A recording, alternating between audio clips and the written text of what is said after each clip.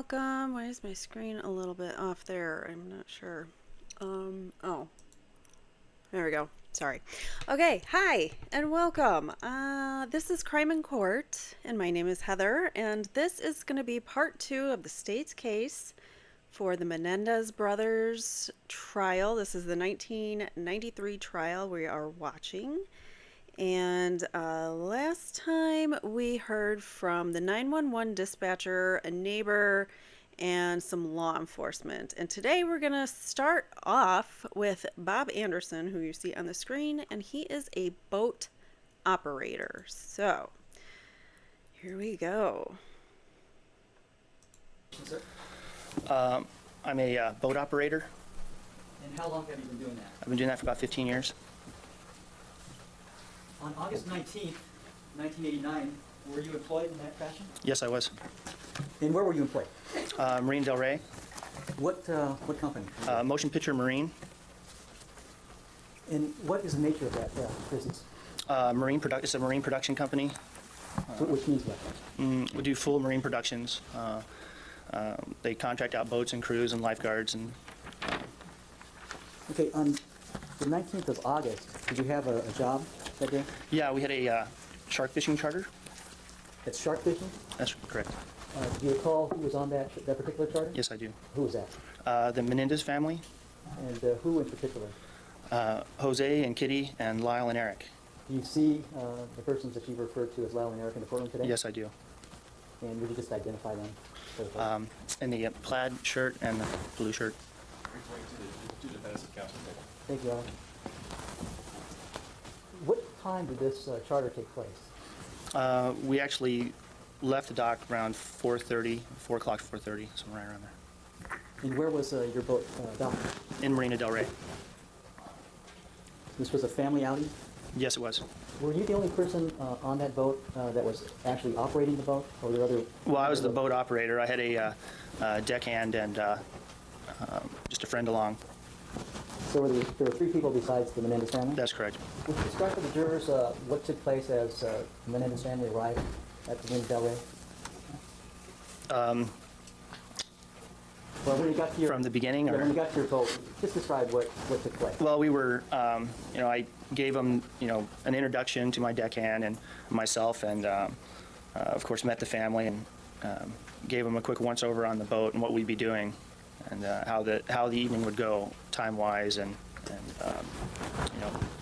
how the shark fishing charter would go. Had this charter been arranged for some time, or was this something that occurred recently? To tell you the truth, I'm not sure how long in advance the charter wasn't arranged through me, so I'm not sure how long in advance. I'd only known about the charter maybe 2 days in advance.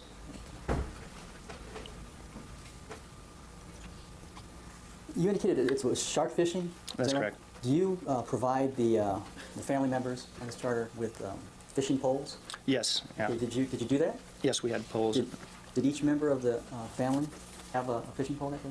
Yeah, we usually put out enough for the family and a couple extra that we have out on deck set up ready to go. So everyone was set up. Not everyone actually used a fishing pole, but everyone was set up too. When you say set up, what does that mean? Well, set up with a shark rig, or initially before we go sharking, we set the rods up to go catch the bait fish, to go mackerel fishing first. So we set up some to fish for the mackerel and then change those over later for shark rigs. And did you do that on this occasion? Yes, we did. Did you catch any mackerel? A couple mackerel, not an incredible amount, but a couple. Did any of the family members catch fish? I don't think they were too involved in the mackerel catching. I'm not sure. I don't believe that anyone really did that. I think just my deckhand. So your deckhand caught some fish? Yeah. Now, were those fish then used as bait for the shark? Yes, they were. Did anyone catch any shark? We caught a couple sharks that night. I believe 2 or 3. I'm not sure which. Mr. Anderson, how big was the boat that was used on this particular day? It was a 31-footer. When you set up the rigs, the fishing poles for the family, how did you do that? Did you set them all on one side of the boat or in one area of the boat? Well, initially when the family's coming on, we have them just put aside so that there's room on the dock, so that people can step from the dock onto the boat. As we're going out, usually the rods go in the rod holders with the extras set up to the side. Okay, so where are the rod holders on that particular boat? They're midship on both sides of the boat and at the stern on both sides. How many rod holders are there on either side?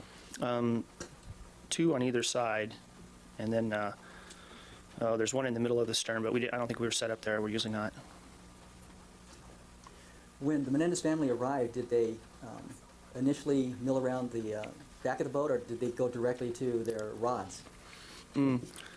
Basically, I think Jose and Kitty, well, I think everyone initially probably went down below in the boat right away, you know, kind of into the boat and then maybe down below just to look inside. And like I said, I gave everyone a brief tour of the boat. Usually I show them where the life jackets are. They're, you know, down below deck underneath the ceiling, and or on top of the ceiling, pardon me. And so from then on, Kitty stayed pretty much down below, Jose a little out back, and Eric and Lyle moved to the front of the boat, I believe, right as we were leaving the dock.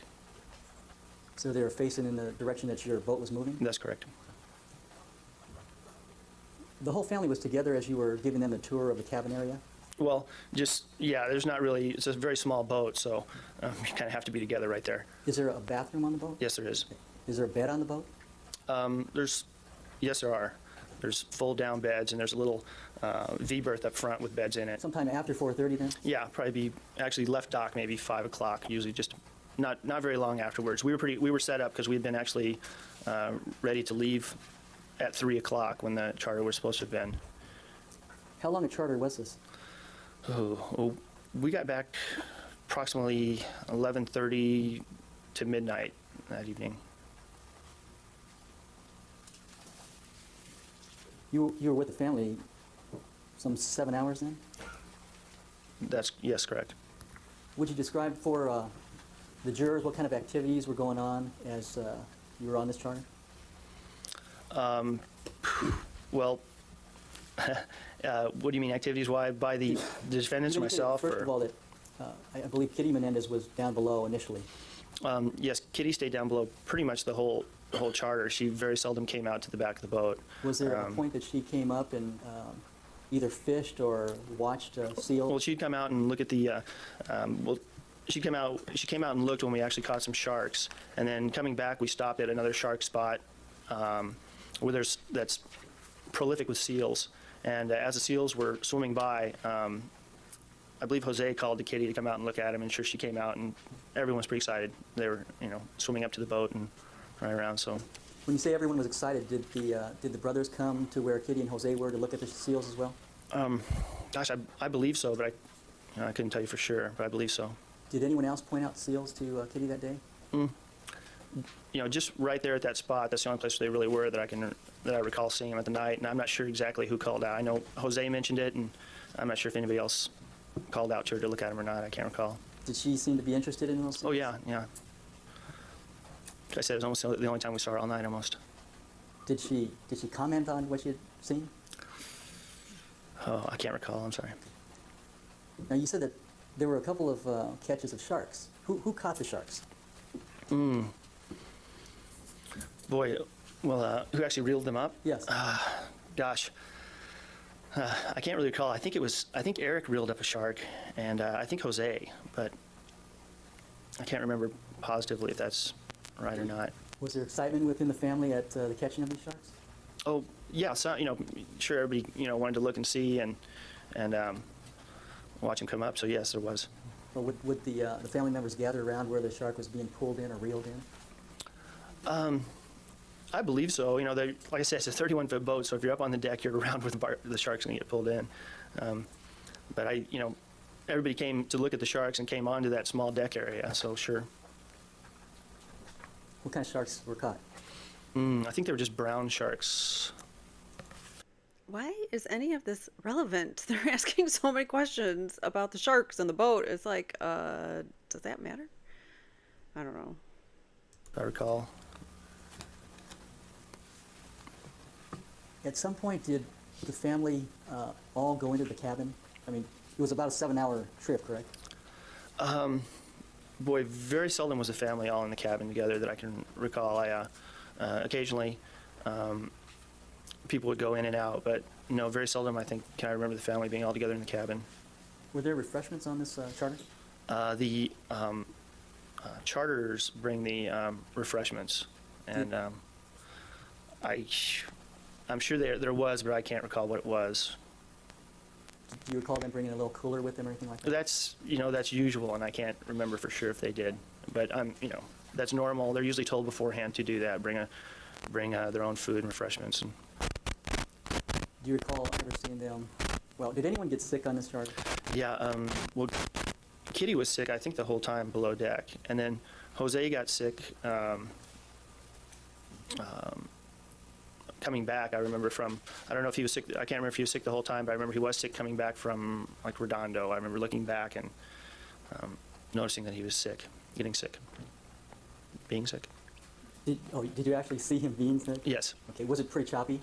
Yeah, it was very choppy. It was a choppy, windy day. So, was it choppy about the whole time? Yes. When is it that Kitty became ill? I think very early on. Did you see Kitty get sick too? I don't remember visibly seeing Kitty get sick. She was down below, and there's a bathroom down there. So I can't remember if I actually saw her get sick or not. Is that pretty common on a choppy day like the day? Very common, very common. Yeah, at some point, you indicated that you went to Redondo Beach, Yes. fishing there. How far did you go that day? That's about where we went off the Dominator off the point there. And did you stop and fish at that location for a Yes, while? yes. At some point, then, you returned to Marina del Rey, and approximately what time was that? That we turned around to come back? Yes. Well, we stopped and fished at the seal spot on the way back for approximately an hour, and it's about half an hour from there, so somewhere right around 9:30, I'd say, is when we left the point, The point being, where the Dominator is, at Redondo. and about what time did you arrive back at the Marina del Rey? We arrived back around 11:30 p.m. Did the family appear pretty tired from the day's activities? Yeah, tired and probably happy to be back on land. Yeah, and at some point, did Jose pay you for the charter? Yes, he gave me a check for the charter. And that was about 11:30 at night? Yes, it was. Thank you. I have nothing further at this time. Ma'am.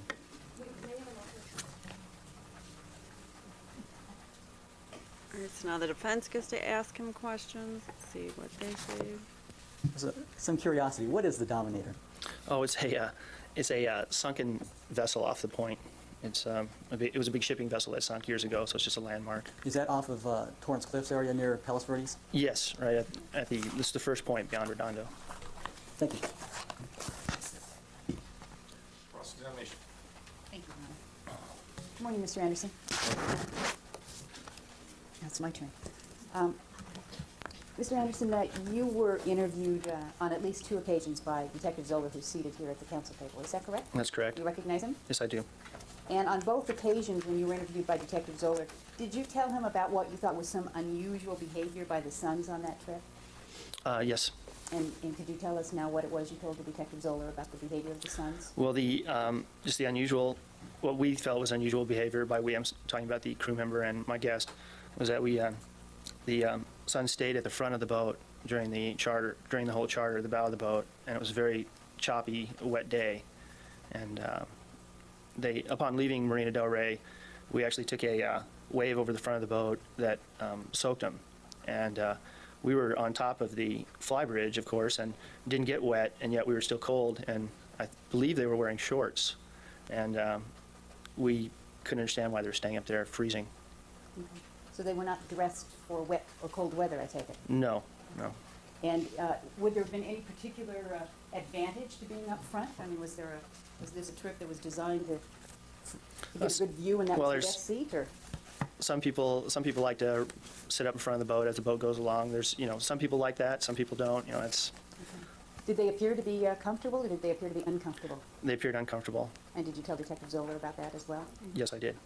And when you say they were uncomfortable, could you describe what their behavior was? They appeared to be very cold and shivering, and so they were very close to each other and right below us, sitting on the bridge of the boat. So were they in a position where you could observe them at all times? I was right over the top of them. Yes. And their father was at the opposite end of the boat? Yes, he stayed to the rear of the boat. What did you observe about the interaction of this family? Did they seem to be happy and getting along, or how did they appear to you? Well, like I said, they're very actually apart during the trip. The sons were up front. Jose was either in the stern of the boat or down below with Kitty, and there wasn't very much interaction going on, verbal interaction going on. Did during it the trip. appear that the boys were trying to stay away from their parents? Sustained. Did, during the 7 hours that they were on the boat, did you see Lyle Menendez spending time with his father or with his mother? Or would you say the majority of the time was in the front of the The boat? majority of the time, Lyle was in the front of the boat. And how much time would you say, out of the 7 hours, and how much time would you say was actually within reaching distance of his father? Oh, well, I couldn't put a time limit on it really, but it wasn't very long. There was just very few times that Lyle came back from the front of the boat. When we actually caught the sharks, he did. I believe when we stopped during the last shark fishing part, he came back. But most of the time, Lyle was up front. Very small amount of time was he with Jose. And during the times that he was with Jose, those brief times, were there other people around? Well, Eric and myself, I was almost always down on the deck, and my deckhand. Thank you. Was there a time change with regard to when this charter was to leave? Yes, I believe it was originally scheduled for noon, or it was earlier in the day. It wasn't a good time to go out shark fishing. Okay. Would it refresh your recollection to look at some documents as to the time that it was originally scheduled? Sure, it might. May I approach, Your Honor? I've shown these documents to the prosecution. I'm showing you some documents, a face sheet which says Motion Picture Marine. Is that the company you're talking about? Okay. And do you recognize these documents? Yes, I do. What are they? These are our charters agreements and contracts for the charter. Your Honor, can't have a Or contracts for the charter and charters agreements. And do you, would you read this particular document here and see if it refreshes your recollection about what time the charter was supposed to be? Just read it to yourself. I believe that's correct. I think I was called with time changes a few times on the charter, and I think they eventually asked my opinion, or maybe I asserted my opinion that it wasn't a good time. I don't really remember how that went, but that's an inappropriate time to go out shark fishing, and I think that was probably the reason that we changed the time. Okay, what was the time? Well, according to that, 11 And it was changed to what time? to 3. And do you remember when that change was? Was it just, It was most likely that morning. They're kind of slow to get me with that information. It was either that morning or the night before when we started talking about what a good time was to come by. so the best, when you found out about it, it was within a day or so of when? That's correct. Either Friday or Saturday morning. And they were scheduled for 3 o'clock, and what time did they actually arrive? They arrived at somewhere between 4 and 4:30. I think probably closer to 4:30. It seems to me they were about an hour and a half late. And did this appear to be an event that they were all real excited about? No, not really. Initially everybody came on the boat and was just kind of, they seemed interested but not really excited. Thank you, I have nothing further. Anything on behalf of the co-defendant? Mr. Anderson, was it your understanding that this trip had a business aspect to it? That's correct. And that was because Jose had a new client and wanted to appear knowledgeable about shark fishing? Yes, I believe he was actually going to go shark fishing and wanted to practice up, basically. Okay, so this was a trial run, That's correct. and the family was brought with Jose on this trial run, is that correct? That was Okay. how I Now, understood it. You said that there was a crew. Who besides yourself was on the boat from your company? Richard Campbell. And he was the deckhand? Yes, that's correct. Was there anyone else?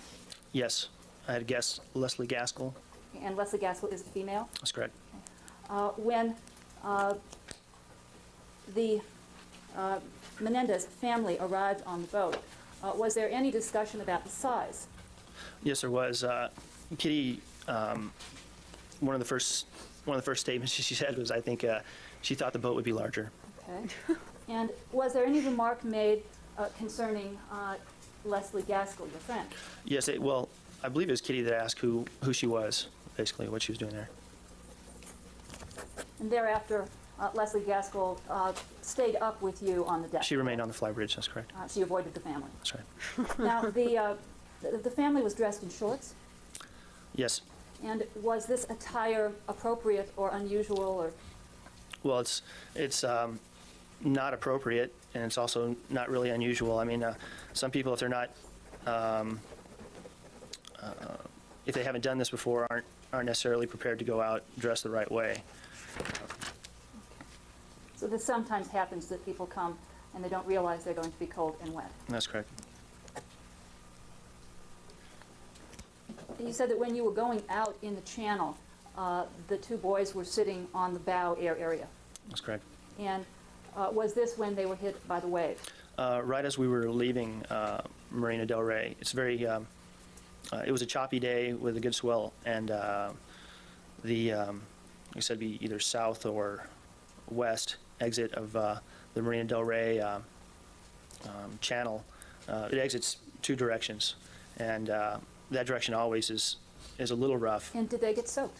Yes, it did. They were just covered with water? A wave came over and pretty much soaked them. Okay. And after they were soaked, did they at any time leave to get a towel or to get covering for them? Gosh, Eric, I know, went back down maybe once or twice during the trip as we were going down to go fish for the bait, but I can't really recall. I don't recall him bringing back a towel, possibly jackets or something. I'm not sure. Okay, you're talking about he left once or twice during the entire 7-hour trip? Well, Eric came back a couple times. No, like when we stopped to fish, Eric was back more often than Lyle. Eric was more to the rear of the boat than Lyle was, Okay. more to the stern. And your recollection is he left for the shark fishing, for the actual catching of the sharks, and also for the area where the seals were? You're talking about he left the front of the boat Yes. during that time. Yes, and like I said, he went back a little more often. I don't know, I couldn't tell you exactly during the time when he walked back or. Okay. But for the main part, the boys were by themselves up at the front of the boat? That's correct. Would you describe the boys' demeanor as happy? Well, not knowing him personally, I couldn't tell you how they act normally when they're happy, but no, they weren't like jovial, and In fact, you've described them in the past as gloomy. it seemed kind of gloomy. Okay, and you've described them as rather stoic, Yes, because that's how they appeared There to was- you to be. very little talking going on. And there appeared to be a problem in the family. Objection calls for sustained. Was Mr. Menendez a large person? Yes, he was. And from the time that you saw him on the boat, would it be fair to describe his demeanor as rather overbearing? Objection calls for sustained. Did you observe anything unusual about his demeanor during the time that you were on the boat? Well, If you can. no, not really, no. Okay. Mr. Anderson, was the purpose of this trip to familiarize Mr. Menendez with shark fishing? That's correct. Okay, and as captain of the boat, was it your job to do that? That is, to teach him about shark fishing? Well, every time I take any kind of fishing charter out, I try to teach people about it, but it's not really necessarily my job. The deckhand's there to do the same thing, and Did you make any efforts, or did you do anything to try and familiarize Mr. Menendez with shark fishing? sure, yes, I did. And that was in an attempt to teach him? Pardon me? That was in an effort to teach him? Yes. Is that right? Could you describe for us his reaction to your efforts to teach him?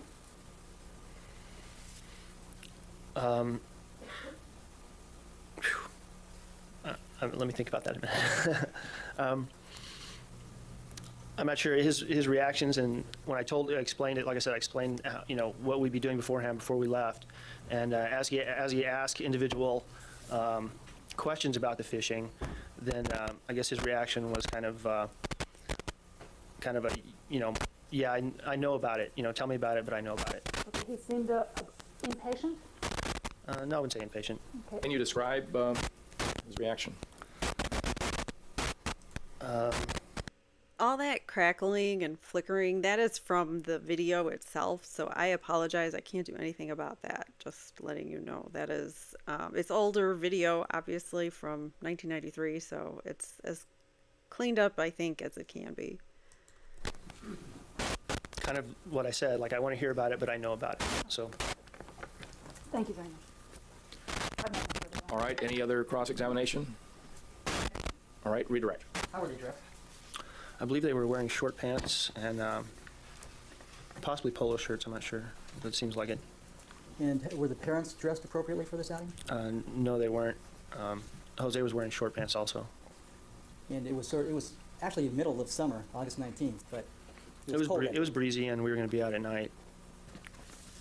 You were indicating that this particular time wasn't an appropriate time to shark fish. Is that correct? The time when we actually went out, or the Yes. time? It was a little early. Yeah, we normally would either go later at night or earlier in the morning. What are the times, generally speaking? Well, generally I'd like to leave dock around 6 p.m. if we were going to go in for an afternoon one. And I think the reason that we left it, or that we decided on 3, was because it was kind of a compromise with their schedule and when I thought was a good time. I believe that's how it worked out. So are there generally two times you would go out on a shark fishing expedition? Yes. What are those times? Either early morning, 3:30, 4 a.m., or 6 p.m. Yikes. So you went out a little earlier than the Yeah, a afternoon. little earlier than.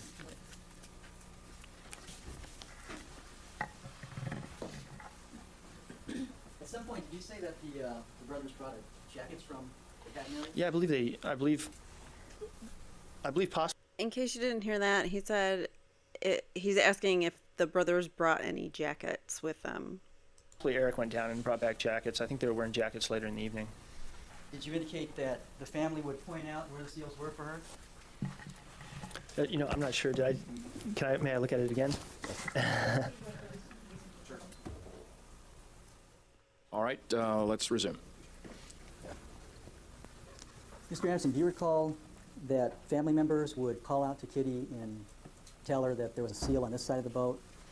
I recall Jose getting her attention about the seal initially, and when she came out, and then I don't recall in particular who called to her and told her that there was seals around the boat.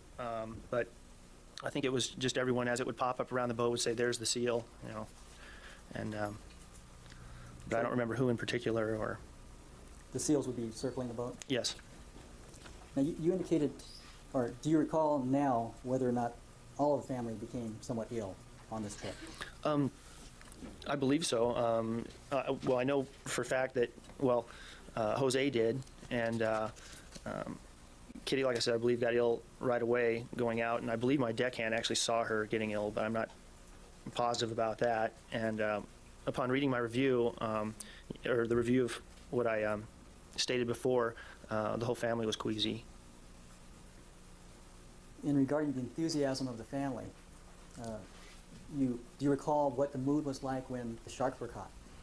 Well, everyone was excited to see the sharks caught, and that was one of the few times we had everyone together. And as you pulled back to the berth, what was your impression of the outing that had occurred? Well, coming back to the berth is a lot better. Once you come into the marina and once you come into the channel, the water calms down. People know they're coming home, so everybody, on any charter, everybody gets pretty kind of happy. And if you're seasick, sometimes it'll just go away the minute that you pull into the actual channel itself. So, the family seemed more upbeat once we came in. I think they seemed like they were happy with the charter, and discussing it with Jose afterwards, he said he was very happy with it. And I should like to do it again. Thank you. Mr. Anderson, did the boys appear to be relieved to be back at the berth? Relieved. Well, you described them as being... Yeah, everybody's more uplifted. I think everybody was. Sure.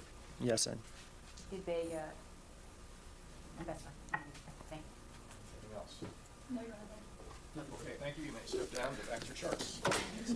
All right, what did you guys think about him? I thought he was better for the defense because he basically showed that the boys didn't want to be anywhere near the parents during the whole trip, and I get that. So I don't know. I think that was better for the defense than the prosecution, but he was called for the state, so I don't know. Up next we have it's going to be law enforcement Thomas Edmonds, Detective Sergeant. Mr. Edmonds, what is your occupation and assignment, sir?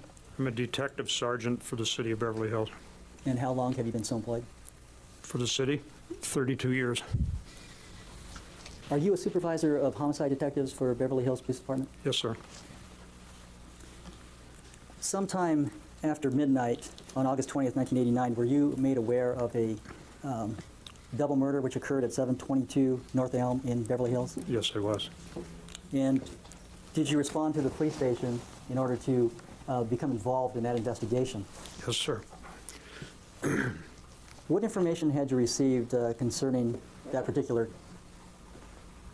incident? Objection, hearsay. Sustained. Did you become aware, or how did you become aware that there had been a crime at that location? Objection, relevant. Overruled. I received a telephone call at my home. Who was that from? The watch commander. At some point, did you go to the police station, Beverly Hills? Yes, I did. And at some point, did you interview two people? Yes, sir. Do you see anyone in the courtroom today that you interviewed on the early morning Yes, of August 21st, 1989? Yes, I see both of the men that I spoke to. Okay, and who are they? Eric and Lyle Menendez. Now, the information that you had received, were they the sons of the victims in the case? Yes.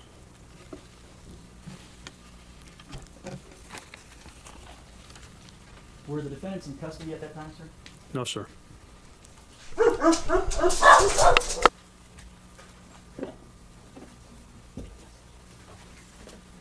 have a transcript on a cassette tape of an interview with Eric Menendez on August 21st, 1989, and I have the cassette tape marked as Exhibit 40, and a transcript that goes along with it as 41.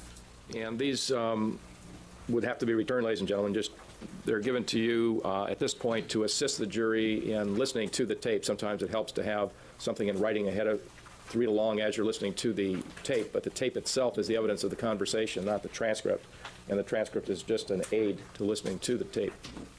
And after it's played, we'll collect them.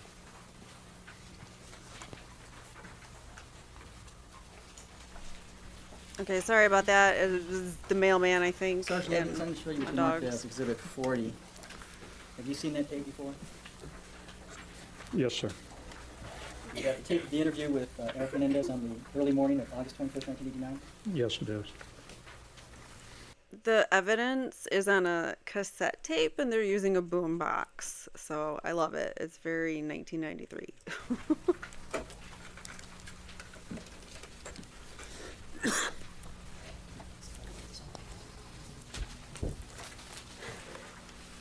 Is everybody ready? If I may, Your Honor.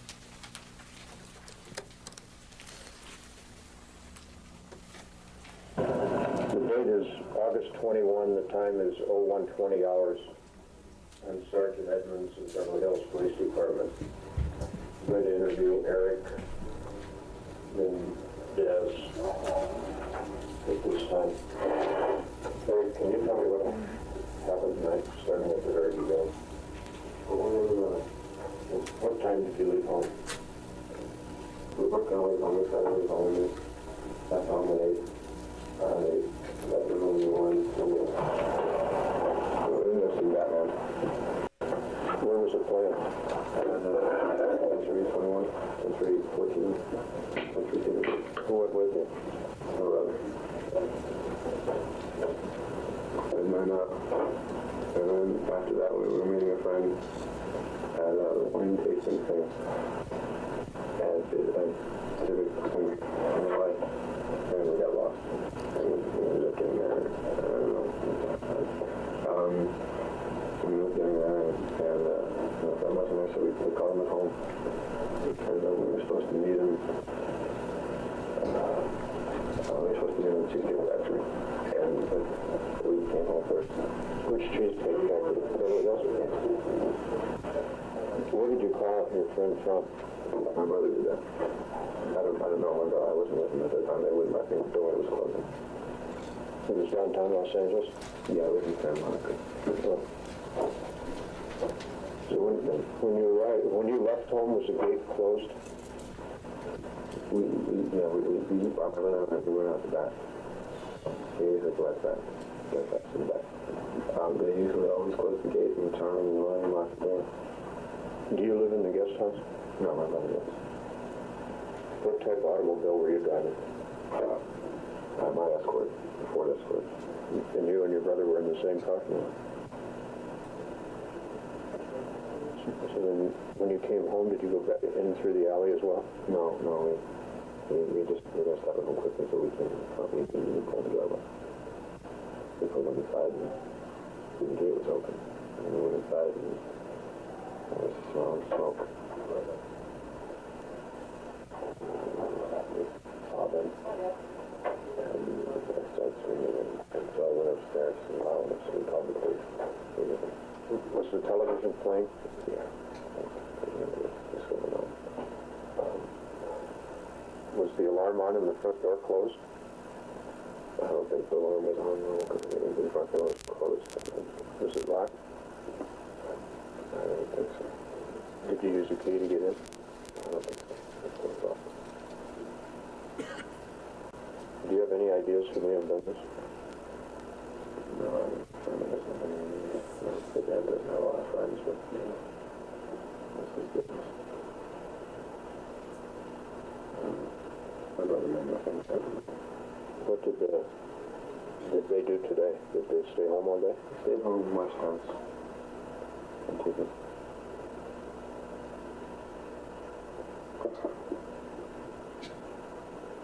Did you notice if anything was missing from the inside of the house?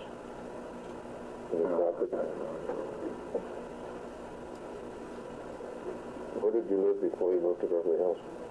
We were renting a house in Calabasas. We just moved here in October. We were renting a house in Calabasas. How is it this other friend showed up at your house? Well, I guess I meet him at the Cheesecake Factory. He's the man that was going to meet you at the Cheesecake Factory? What is his name? No, him. Oh, I called him. He was like, he's our coach, my tennis coach. So I called him. What is his name? Mark. Mark what? Mark Heffernan. Heffernan? Heffernan. Okay.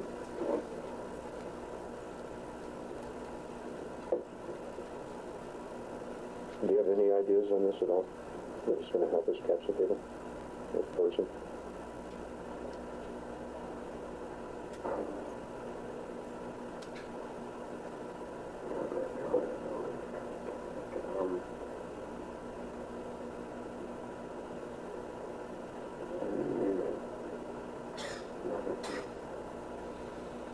I don't understand why there was blood everywhere. There was blood everywhere. Why didn't I hear anything or anything? I don't understand. How nobody came out of the house and I came home.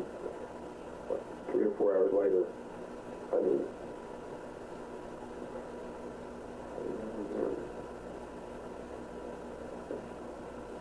didn't your father or yourself, anybody own any weapons? Yeah, I think they own some weapons. I'm not sure they are. Do you know what type they are? I think it's a rifle, I think they have a gun. A handgun? I think they used to. A long time ago. Last time I saw it was like in pieces. No. It was out of the house. And then,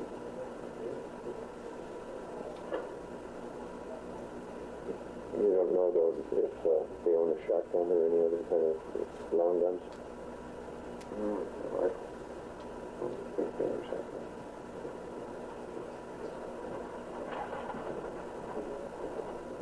Well, what movie did you see? Batman. What time did that start? We got there like 8:15. No one else was in the house, or no maids or cook or anything?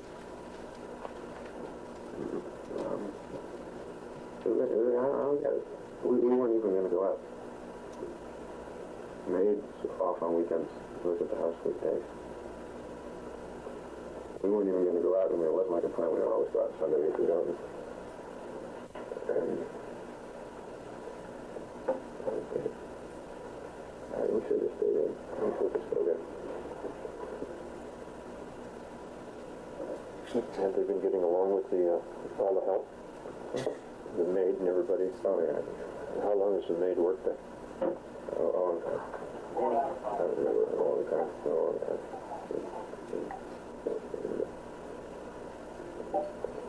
Has your father's business been going good? Oh, yeah. Oh, yeah. Oh, yeah. He's doing great. He's doing great.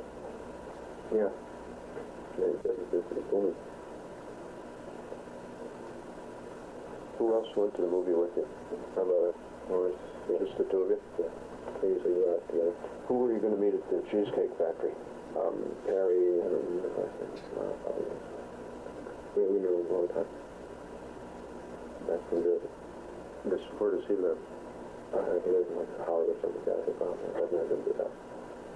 You know that he's like 49, my brother.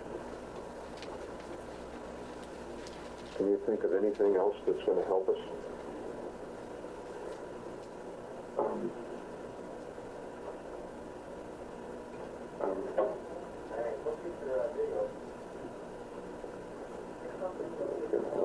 don't know.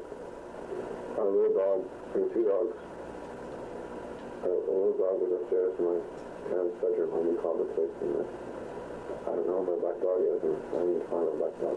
Where this woman thought this was the dog usually upstairs? Or is this unusual? Usually be upstairs alone. Maybe he heard something and he got scared. That's where he sleeps, in my parents' bedroom. But where does the black dog sleep? In my parents' bedroom, too. The black dog wasn't there. What are these subtitles or Do you captions? sleep in the main house? Yeah, that's in the main house. My bedroom. That's what I call my phone. Do you have a separate line, or did you? I have a separate line. There's 3 lines in the house. What is your phone number, right? 271-0495. Go with that one more time. 271-0495.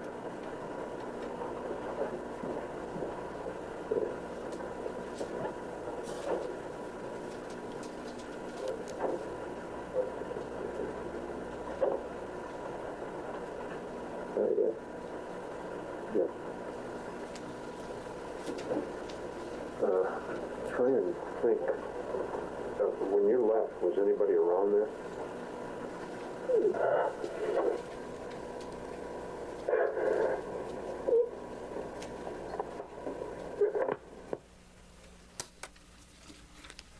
All right, the record will reflect that the tape has been played. Sergeant Edmonds, does that accurately reflect the interview that you had with Eric Menendez on the early morning of August 21st? Yes, sir. Yes, sir, it does. Your Honor, there's a second tape of an interview with Lyle Menendez, and accompanying that is a transcript. All right, we'll get to those things tomorrow then. We'll take our recess at this time, ladies and gentlemen, and we'll resume tomorrow at 9 o'clock. I'll remind you, you're still under oath, and you may resume your direct examination. Thank you, Your Honor. Sergeant Edmonds, after you interviewed Eric Menendez, did you interview his brother, Lyle Menendez? Yes, I did. Did that interview take place about 1:42 a.m. on Yes. the 21st of August? Yes, sir. Your Honor, I have the audio cassette tape for an interview of Lyle Menendez on 8/21/89. I have the tape marked as Exhibit 42 and a transcript of that tape as 43. Yes. Thank you.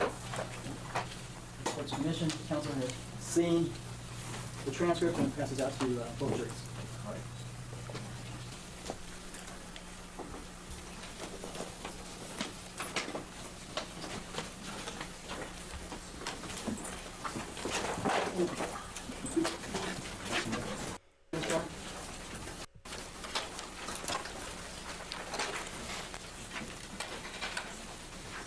Detective, Sergeant Edmonds, I'm going to show you what's marked as Exhibit 43. Do you recognize that?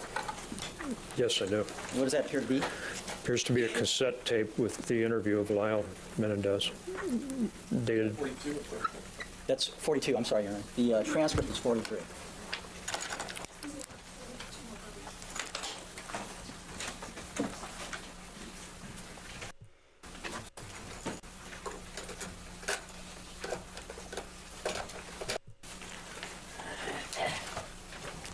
All right, is there a stipulation that the court reporter need not take down the contents of this tape as it's being played? Still stipulated. All right, I'll remind the jurors again that these transcripts are only an aid to your listening to the tape recordings. The tape recordings themselves are the evidence of the conversations, and the transcripts are just to assist you in following the tape as it's being played. May I proceed, Your Honor? Yes.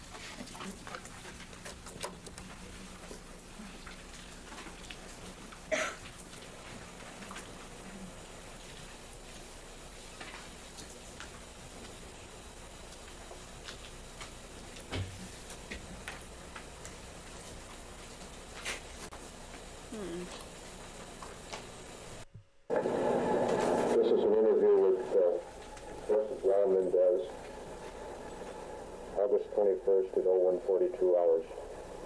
I'm Sergeant Edmonds. Can you tell me, start this evening, you and your brother made plans to go out? I met with a friend of mine, Perry. What's Perry's last name? Perry Berman. To go to a function in Santa Monica. And we had no real plans for the day. We wanted to go see a movie. And we went to do that. And we went from there and went to my friends, and we had left. That was Perry. And we wanted to meet him somewhere, and we went to the house first. And,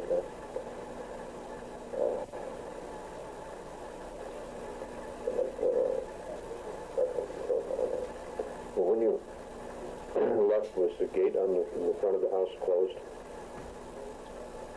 The gate was closed. We left. Yeah, the gates were closed all day. And unless when I came back, I noticed that it was open, and I thought that maybe they had gone. When I thought it was because I thought they were going to walk in the dog. And I was thinking it was going to drive by and look. And instead, I had to leave Paris. I went in the house. And I thought it was great. It was late. And, I smelled smoke everywhere. And, This is so hard to hear. I can't hear anything. Well, when you left, where was your car parked when you left? My car parked in the garden. Your car was? Did you take your car? No, my car is not parked. Where was it parked? It's parked in the back. So you stay in the guest house, right? Yeah, I went back there. So you left out the back or the front? We left out the back. So you don't really know if the gate... Normally we probably take my guest house. I mean, we got my brother's car in the back, but...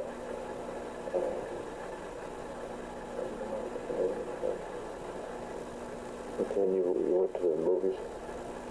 Where at? Then after the movies you went where? The city center in Santa Monica, but wine tasting thing that's going on. But Perry was involved with it or something. We didn't know. We weren't going to go, but we told him I was going to leave it. Did you see him there? No, we looked around and, pretty much most people had left. There were a lot of cars, so we looked around and couldn't find him anywhere. So I called his house, but we didn't actually have a scene. And then I might have gotten back or whatever. We should have left. So that's what I think. And, I was a little bit upset that I told him to meet us this way. We just said we got to do something. We got all the way out there. Where did you call him from? I called him from the center of that phone. The payphone? Yeah. And so you left a message that you'd meet him at the Cheesecake Factory? I talked to him. He answered the phone. Oh, he was home? Yeah. see if I need to say, and I heard that he came to. How come you went by the house? We went by the,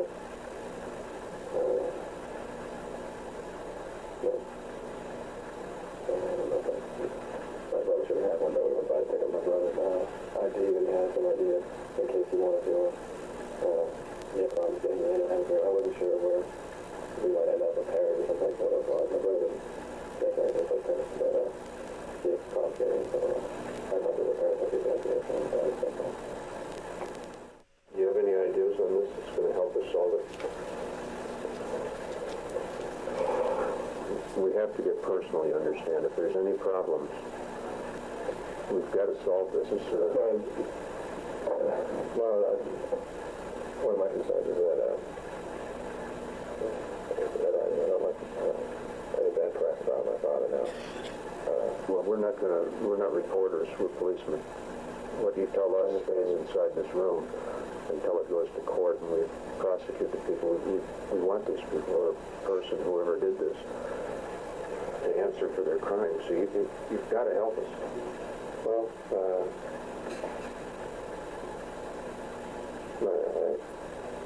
I can't imagine that my mother has never done. I've been with my mother. Usually, my brother or I with my mother all the time. She's busy with us and working on the other house. And it's hard to say. I thought about a lot of things outside. I thought maybe that Mark said it might be a robbery or something, but from the looks of it, it didn't look like that. It looked like they definitely wanted to make a mess, and it was really sad. And so I don't know. I would think that unless they find things that are missing from the house or something strange like that, I think that it would be my father that would be the reason that it would happen. He used to work for RC Records, and it's a lot bigger than what he does now. He works in a smaller company, and we had a group of people that, from the stories that he brings home and the people that I've met, is a real seed group, and he's always very aware of that. And, I don't know if anyone would ever try to kill my father. He's under a lot of stress all the time. I think that's probably smart. He's been under stress for a long time. So I was even with RCA, but it kind of seems to be going to Baltimore, and I can't imagine that there would be problems there that they had not gotten along well. Mostly because my dad is working on and stressed out, and he's basic executive, and his family comes first, and he works hard to help us out with our choice, and it takes a lot out of my mother. So pretty much he doesn't involve us in this business too much. I worked for the company last year for a while, and it's just great. There's been a tremendous amount of business activity. I talked to my brother. He said that he's in a business where the small companies are being squeezed out and down, and my dad's pretty ruthless businessman. He believes in the bottom line, and we laughed a lot over a lot of stories, and push these guys out of line and that, and so might be business related, but for sure, my parents are clean about any drug activity, anything that was involved with. We've had some problems with gangs in the past, the last year and a half, 2 years. My brother was beat up, and they come to the house, we've had threats and things like that, and nothing recent. This house? Not this house. We've had some problems with this house. Some people come into the house, and my dad has sent them away. I never wanted to. That's pretty much no fun. 4 days. My brother was on a tennis court one day a while back, and Dane came and beat him up, and my brother wanted to go to police, and we had all kinds of problems for a while. His car was destroyed, and was set out here. It was in the valley. It was from the valley. One was a year ago. Did any of those people know where you live? Yeah. What gang is that? I have no idea. I was traveling at the time. I heard about it. My brother was in the hospital. That's all. I heard that when I came back that at that time. Were any of those incidents reported to the police? I believe so. I think we had something like a security person there guarding the house for a while. But I don't, I think my brother was that was in Calabasas? That was in Calabasas. I would think that would be all my brother's relation. I don't see why they would tell him. You mentioned fixing another house. What is that about? We have another house in the valley that we just rebuilt. Where is that? That's in Calabasas. Has there been any problems related to that? Yeah, every day my mother has a new problem with that house. Again, I don't like the people that she works with. They had all kinds of arguments and money problems. Many different contractors have been trying to build a house for 2.5 years. And it's been a big problem. And, but they say, no, we never lived it, so there's no problem. It's just not. Do you know any specific people that your dad has had business problems with these smaller companies? That are getting squeezed?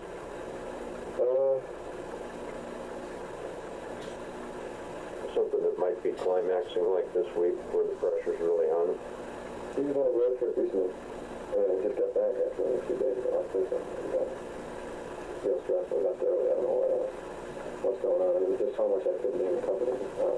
He's buying a lot of those companies, and recently he's been mentioning that all the other little companies are jealous and they're getting squeezed out, and the communication business is going down. We've had his company's going up, and surprisingly, so the stock is really doubled in the last 6 months, and he really doesn't show himself, and he doesn't really involve us too much. And I don't know, it seems pretty legitimate, but I know that he's worried about it. What's the name of his company? His company called International Video Entertainment, and I don't know about that. This is so hard to hear, but he's talking about other companies that his dad might have had business associates with, and he's trying to talk about that. He's trying to blame it on like other individuals, a robbery potentially. It's just so hard to hear. Would you be able to provide us a list at some point in time of these companies or his office? Yep, I can do that. We should be able to find out everything that's going on now. The person that's been a financial law company, they're looking to RPA, everything is sort of David King. Can't hear that. He wasn't about to just let you know. How is it that this other man showed up at your house, the tennis instructor? My brother called him on the phone, and I called 911. And he's sort of a psychiatrist, a mentor for my brother and myself. He's a tennis pro, and we play a couple hours a day, and he's with us all the time. And he's really the only person we know out here other than parents. I don't know anybody. How do you know Perry? Perry used to live in New Jersey. And he lived back there. He's lived all over town. He used to be a house, but he lived out here. We lived out here after him. He's basically the only one that's kept in contact with him. And do you work now? No, I still go back to school. To Princeton? Yeah. What year are you in back school? Second. Can you think of anything else that's going to, or anything that's going to help us at all to solve this? Somebody has to be involved in this, and it's got to be somebody that's real serious.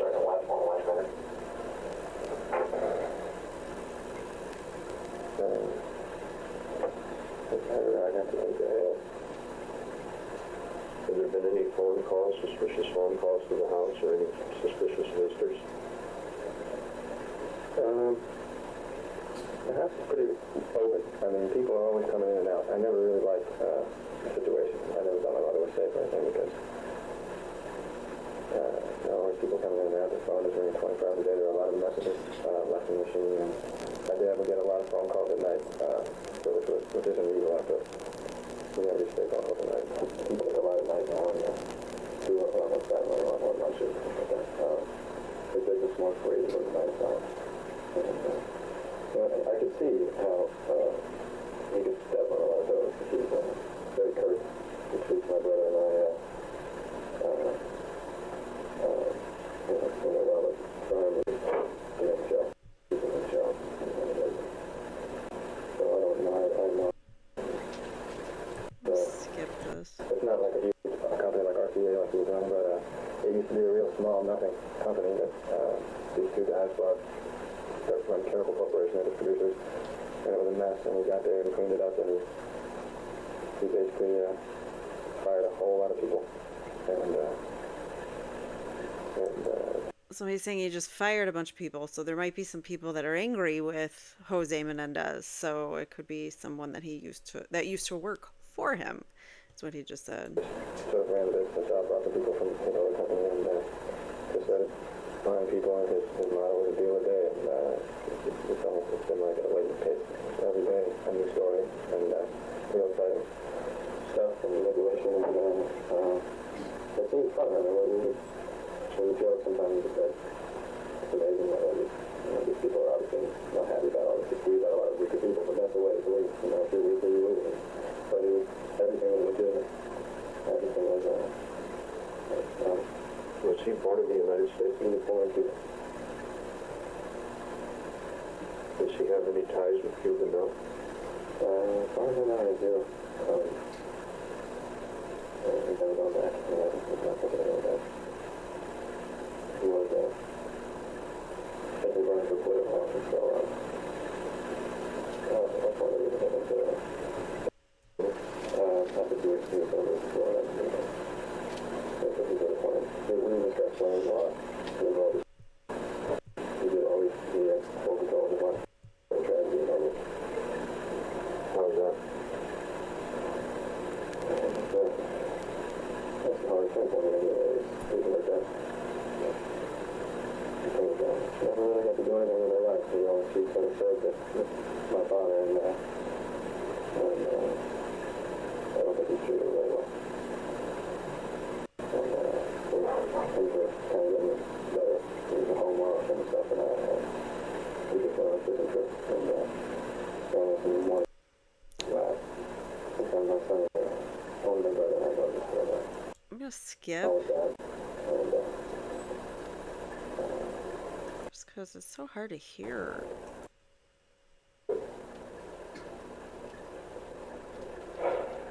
pretty much, I mean, I can't tell anyway. I mean, I just know that they were like that. What would be the purpose that whoever did this? A black jacket on, and they were very neatly dressed. All right. But, I don't There we go. remember specifically, it was like sport clothes. Excuse me, Your Honor, could you move the microphone? Yes, please.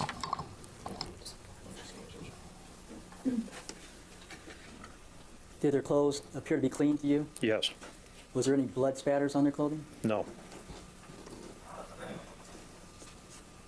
The defendants were not suspects at that time, were they? no, sir. Are you familiar with what is called the gunshot residue test? Yes, I am. Would you describe just generally what that means for the jurors? If somebody fires a firearm, the primer, which discharges around, splatters on the hands. Pardon me, could I go and move, take a quarter seat of the drug?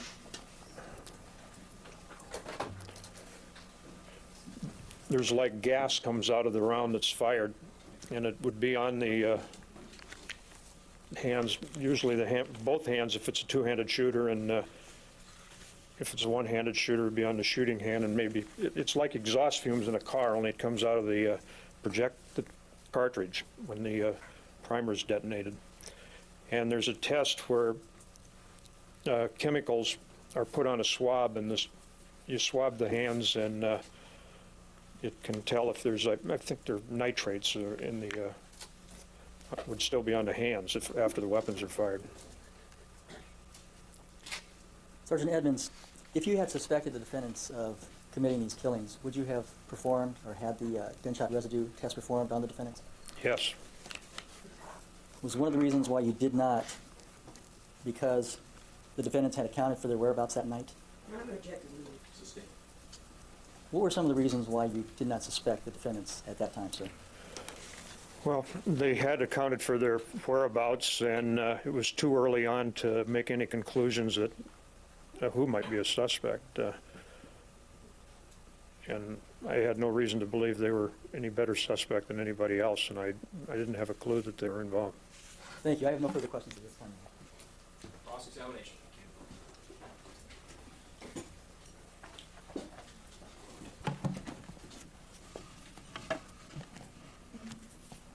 Good morning. Good morning. Sergeant Edmonds, just to give the jury a little context for these interviews, you first heard about this case at about 1 o'clock in the morning when someone called your house and woke you up. Is that correct?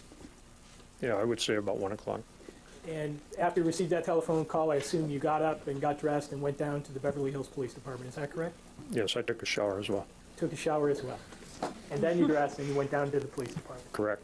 And I assume from that you didn't go to the crime scene, you went directly to the police department. Yes. And at that point, were Lyle and Eric Menendez already at the police station? Yes, they were. And was there some discussion within your department, people involved in the investigation in the case, as to who was going to conduct the interviews of the two brothers at that point? No. Did you decide you were going to conduct the interviews? Yes. And was one of the reasons that you decided you would do it because you had some experience, and in fact some vast experience, in interviewing both suspects and witnesses? Yes, and I was the one that was at the station. At 1:30, 2 o'clock in the morning? Correct. All right. Now, where were the Menendez brothers when you first saw them? I believe that they were in the working area of the detectives with Officer Angel and possibly one other officer. And was it your understanding that Officer Angel was an officer with the Beverly Hills Police Department who had transported the brothers from the Elm Drive residence down to your department? Yes, sir. Now, on the tape of the Lyle Menendez interview, there is reference made at 2 different points to a person named Mark and also to a tennis coach or what Lyle Menendez refers to as a psychiatrist or somebody like a psychiatrist. Did you know who he was referring to on that tape? Yes, I do. Who was that? It was Mark Heffernan. And was that someone who was also with the two brothers when you first met them? Yes, he was. Well, he wasn't with them, but he was present in the room. What was your understanding as to how he got involved? Well, I didn't know initially. I believe it came out in the interviews how he was involved, or the officers might have told me he was their tennis coach. I didn't know how he related to it initially. You eventually interviewed him, is that correct?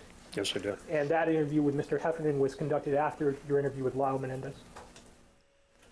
It was after, yes.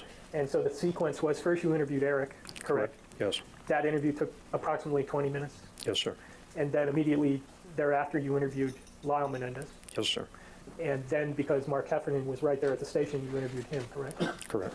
And then after you interviewed Mr. Heffernan, you also arranged to have Perry Berman, the person mentioned in Lyle Menendez's interview, come into the police station, correct? Yes, sir. And he arrived at about 4 o'clock in the morning? I don't recall what time, but Roughly. he did arrive, yes. And you conducted a tape-recorded interview with him as well, did you not? I believe so. And was one of the purposes of that interview to basically check out whether the information Lyle Menendez had given to you was accurate? No. What was the purpose of the interview? To develop another potential witness and to determine his whereabouts in relationship to the story I received, because as you noted, he was one of the people that knew the boys had left home. In fact, he was probably the only person that knew the boys left home, so he could have been a part of it. So he was naturally one of the first people you wanted to talk to in the course of your preliminary investigation, correct? Yes. All right. You said earlier, by the way, in your direct examination near the end of it, that the Menendez brothers were not suspects. Do you remember that testimony? Yes, they were not. They were not. And would it be fair to say that you hadn't eliminated them or anyone else as suspects? That's true. And was that just based on your general way that you conduct cases of this nature? Yes, I thought it'd be foolish to eliminate anybody. Now, when you first met Lyle and Eric Menendez, was there some preliminary discussion before you turned the tape recorder on? I think so. Could you tell me as best as you can recall 4 years later what that discussion was? Yeah, I believe I got their horsepower, their driver's license, identifiers. And I asked them if they wanted coffee or creature comforts, go to the bathroom and so forth. And then I explained who I was. And then did you take Eric Menendez someplace else to conduct the interview with him? Yes, there's a little interview room. At the time this happened, we were in temporary quarters in a trailer, multiple trailers hooked together. And adjacent to the detective room, there was a small interview room. And Lyle Menendez was waiting somewhere else while you were interviewing Eric, is that correct? Yes. Now, during the course of your interview with Eric Menendez, you formed certain impressions about his emotional state. Isn't that true? Yes, I did. And during the course of your contact with him, you decided that he was very distraught and quite emotional. Isn't that correct? Yes, sir. And you also formed the impression as a result of talking to him that he was obviously in a lot of trauma, emotional trauma. Yes, I did. Heavy trauma, correct? Yes.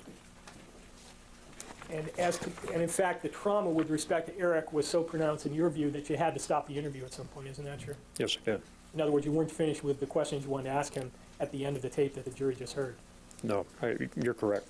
And the last thing on the tape, at least from what we can hear, is Eric crying. Is that correct? Yes, he was. After the tape went off, you spent a certain amount of time consoling him and trying to make him stop crying. Is that correct? Well, I didn't try to make him stop crying, but I consoled him.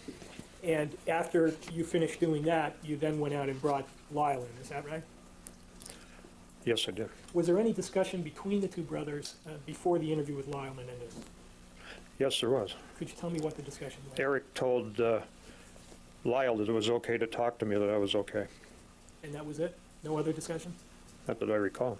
All right. Now, as to Lyle Menendez, during the course of your interview with him, you formed certain impressions about his emotional state. Isn't that true? Yes, I did. And it was your judgment, based on your experience in interviewing not only witnesses in lots of cases, but also suspects, that although he was clear-cut and precise in his answers, he was also showing obvious signs to you that he was traumatized. Isn't that correct?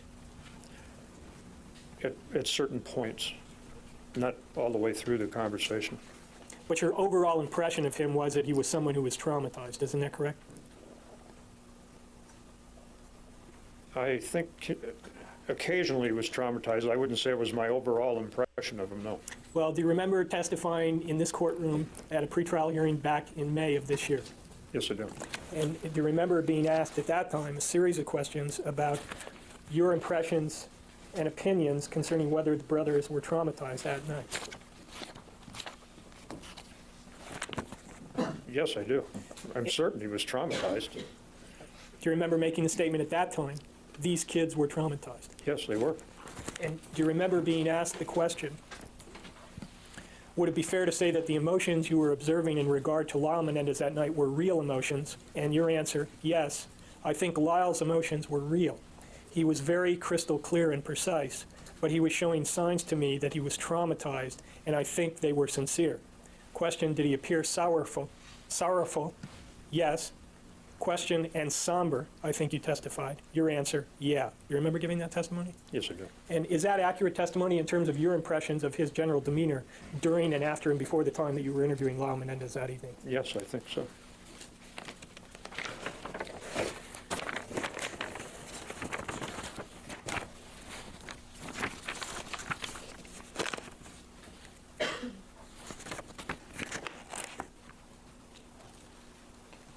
Is it true that one of the reasons you knew Eric Menendez was upset and traumatized was just from his body language? That was one of the reasons, yes. And what were the others? In fact, he was crying.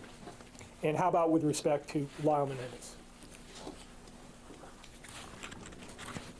Just general, his pallor and just general demeanor, and he appeared very stiff, and I could tell he was bothered. Now, is it also true that near the end of that interview, you told Lyle Menendez that he was not going to be able to stay at the house after you finished the interview with him? Yes. And they indicated to you, or asked you whether it was all right if they stayed with Mark, the tennis coach who was there, is that right? Yes, sir. Do you know after you issued that instruction to them that they could not stay in the house, whether they went back to the house to obtain their clothing and other items that they needed to go stay with Mark? I didn't know it at the time, but I subsequently believe they did, yes. And did you learn that from Detective Zoller? I think so.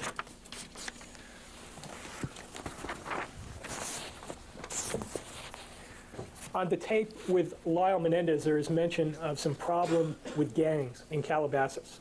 Do you recall that part of Yes, I the do. tape? And you asked him whether a police report was made concerning that incident? Yes. Was there in fact a police report made concerning a problem that Eric Menendez had with a group of gang members in Calabasas? I don't recall. Do you know if Detective Zoller conducted an investigation to find out whether or not in fact a report had been made? Well, I'm certain that he conducted an investigation. I just don't remember now seeing the report. At some point during the interview, Lyle Menendez mentioned that he smelled smoke. Do you recall that? He said he saw smoke and smelled smoke. And did that, in your mind, as an experienced investigator, raise a certain suspicion? Yes, it did. Could you explain to the juries why? Well, I felt that if you saw smoke, it would have had to have been pretty shortly after the guns were fired, because it would dissipate, smoke would dissipate fairly rapidly. And later on, I found a window had been shot out, which even confirmed my suspicions more that the smoke would have left the room. Now, before these interviews, you had never met the Menendez brothers before, is that correct? No, They had never met you. no, And as far as you knew, they had no idea how you were going to react to the information that you were giving them. Is that correct? correct. And if your suspicions had been raised just a little bit further as a result of that statement about the smoke, you might at that point have asked them to submit to this gunshot residue test. Isn't that right? If I'd have been more suspicious, I may have, yes. And that was really within your control. They had no idea how you were going to respond to the information that you were giving them, correct? Yes. And in fact, had you done that, this investigation would have taken a much different course than it eventually did. Isn't that true? Could I have 1 minute, Your Honor? Thank you. Just one more question, one more area of questioning, Sergeant Edmond. During the course of the interview with Lyle Menendez, there's a statement to the effect that, quote, my dad is usually pretty deaf to hear something, so when he gets up right away, and so I was really surprised. Do you recall that part of the interview? Yes, you do. The transcript says deaf. Is that what you recall, or is it my dad was usually pretty good to hear something? I think it was that he said his dad was pretty deaf. Deaf as in hard of hearing? Yeah, but then he said, but if he hears something, he's quick to react. The transcript says, my dad is usually pretty deaf to hear something, so when he gets up right away, and so I was really surprised that he was sitting on the couch like that. Is that how you remember it? How I remember it, or the gist I got from it, was that his dad didn't hear very well, but if he heard something, he would get up and check it out, as I interpret it. Now, 2 days ago, the jury heard a brief portion of a tape recording. The jury's heard brief portions of a tape recording in which a woman by the name of Averill Crum has identified her voice on the tape as saying that what she heard that night was sounds. They went like pop, pop, pop, pop, pop. And were you the officer who conducted that interview? Yes, sir. And was that statement made by Averill Crum to you at about 11:30 in the morning? Yes. The very next... The 21st. Would have been the same morning you were conducting the interviews with the Menendez brothers? Yes. Is it true that after the interviews with the Menendez brothers, Heffernan, and Berman, you then went out to the crime scene and conducted some interviews out there? Yes. And that's when the interview took place with Ms. Crum? Well, I told you in the hallway that that interview took place at her house. I subsequently, after reading your notes, it took place at the station because that's where we had the book with car pictures in it. Okay. I'm fairly certain that I talked to her up in the street earlier when it was still dark. And then later on, Josh and Jennifer and Mrs. Crum came to the station. And that interview that was conducted at the state, when you say you looked at my notes, what you looked at was a transcript of the interview, correct? Yes. And that interview was conducted with Averill Crum and her two children, Josh Crum and Jennifer Crum, correct? Yes, sir. And during the course of that interview, Josh Crum said, I was in the middle of watching a movie on the Korean airline that got shot down, and it was about halfway in between the movie, and it was around 10, about 10, and I started hearing shots, about 6 in a row. And then your question, and Mrs. Crum, you also heard them? And Averill Crum answered, I heard them too, but I thought they were Chinese firecrackers because they went like pop, pop, pop, pop, pop. Is that what she told you that night? Yes, or that morning? Yes, sir. Thank you, that's all I have. Cross-examination by the other defendant. Thank you, Your Honor. I just have a couple of questions. Sergeant Edmonds, did you discontinue your interview with Eric because his emotional state changed? Yes. Okay, and had his emotional state deteriorated to the point where you just couldn't have intelligent conversation with him? Yes, ma'am. I didn't want to have him suffer asking him questions. Now, you've told us that he was crying at the time you terminated the interview. In addition to crying, were there any physical signs that you saw of trauma? Well, he had his head down periodically, and Was he shaking? I don't recall him shaking. Do you recall testifying at a pretrial hearing in this court that at the time you terminated the interview that Eric was crying and shaking? It's possible. I don't remember. Would looking at the transcript help you Yes, it would. remember? May I approach, Your Honor? Yes. Thank you. I'm showing you transcript. Could you look at the its underlying portion and see if that helps you remember? Yes, ma'am, that's what it says. Okay, so that refreshes your recollection Yes. that Eric was shaking at the time you terminated the interview. Yes. Now, Sergeant Edmonds, when you first saw Eric, you've told us that you believed that he was traumatized, correct? When I first saw him, Yes, and during the time that you saw him on the Yes. 20th. Is it your belief still today that he was traumatized when you saw him? yes. Thank you, I have nothing further. Yes, thank you, Your Honor. Sergeant Edmonds, you've testified that you had never met the defendants before you interviewed them on the morning of August 21st, 1989. Is that correct? Yes, sir. Did you have any knowledge that Eric Menendez was an aspiring actor at that time? Objection, Your Honor. Ask the jury to acknowledge. Sergeant Edmonds, sometime later on the morning of August 21st, did you actually go to the crime scene? Yes, I did. Now, when Lyle Menendez in his interview stated, my mother was on the floor like she was trying to get away or something, were you able to go to the crime scene to determine whether or not that made sense, his statement made sense? By the time I got to the crime scene, the bodies were removed. So you didn't actually see them at 722 North Elm? No, I didn't. Only photographs. Thank you. I have nothing further at this time, Your Honor. Anybody cross? No, Your Honor. Sergeant Edmonds, you've been a police officer for 32 years, Yes, ma'am. and you have a considerable amount of experience in interviewing both suspects and witnesses and crime victims. Yes, I do. And you think, based on your years of experience in that area, you have a pretty good feeling for people? I think so. Oh, thank you. I have nothing further. Anything else? All right, thank you. Sit down. Thank you. We have I think he was mostly beneficial to the defense. I mean, he was neutral. A lot of the things he said were pretty neutral, but he did, by not suspecting the brothers, and you're the detective sergeant, I don't know. And your everyday sheep says it still bothers me that he noticed they said they saw smoke, but he didn't pick up on it during the interviews. Exactly.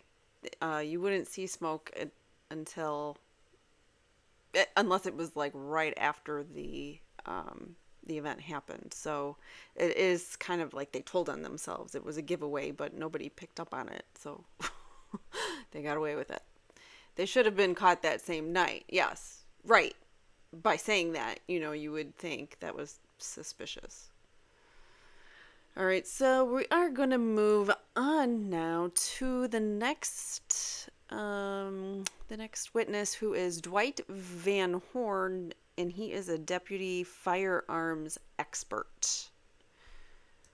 We have two separate juries, and we've been involved in jury selection, one jury at a time, and you've just been introduced on Tuesday to the participants for the first time, so let me do it once more here so that everyone knows the name that goes with the face that's at council table here, and then we'll get on with our testimony. First, I'll just go down the road here and introduce people at council table.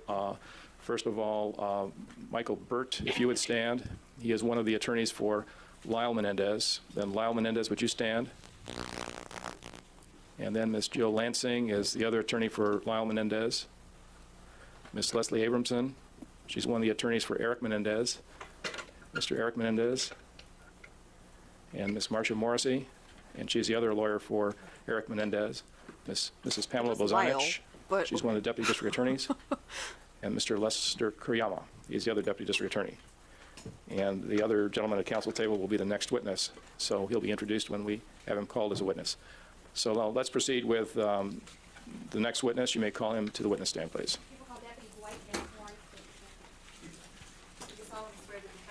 you have any thoughts on pending before this court? Yes, I do.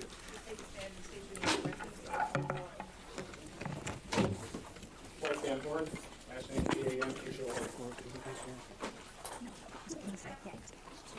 All right. Deputy Van Horn, what do you do for a living, please? I'm a Deputy Sheriff for Los Angeles County Sheriff's Department, assigned to the Scientific Services Bureau Firearms Identification Section as a firearms examiner. Do you work in the same building with Mr. Catalani, who was here yesterday? Yes, I do.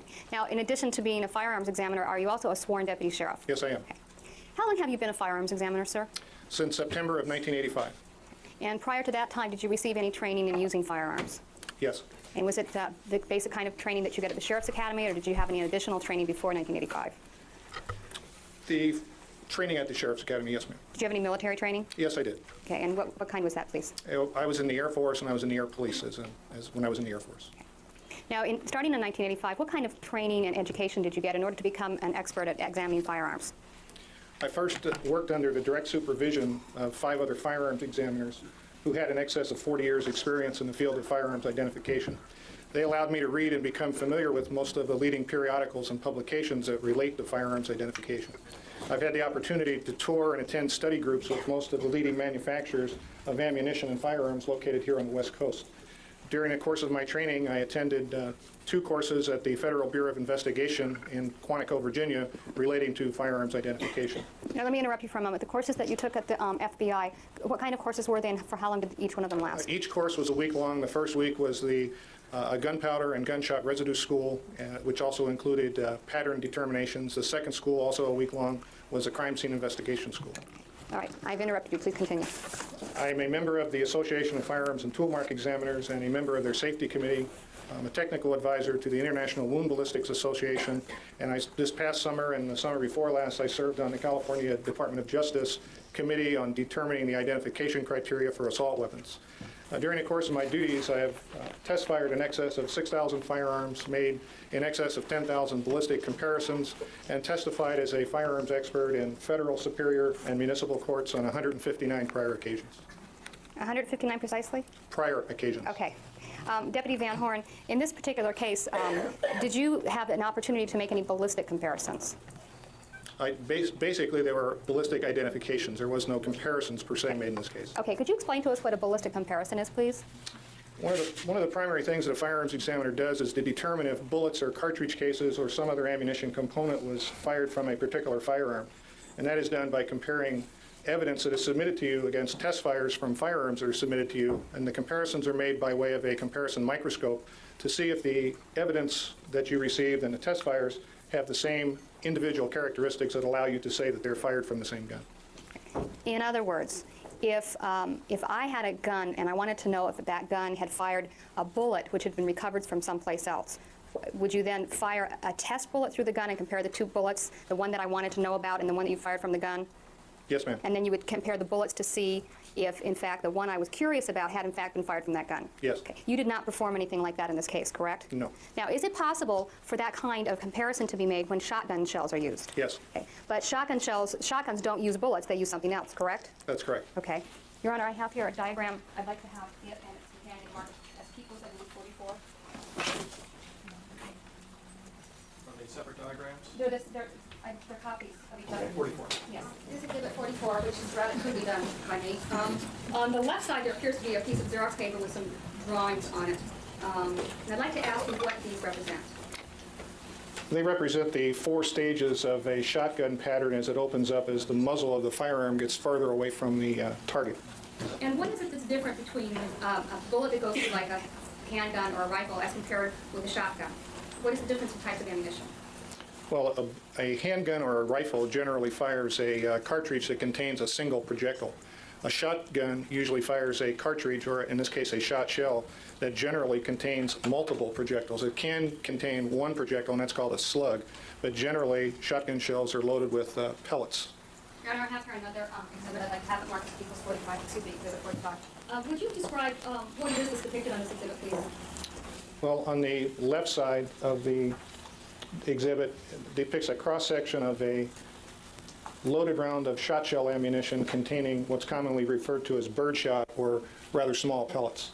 It shows the different components of that shot shell, And on the right, another cutaway drawing of a loaded shot shell depicting double-aught buckshot, which buckshot is a larger pellets, larger than birdshot.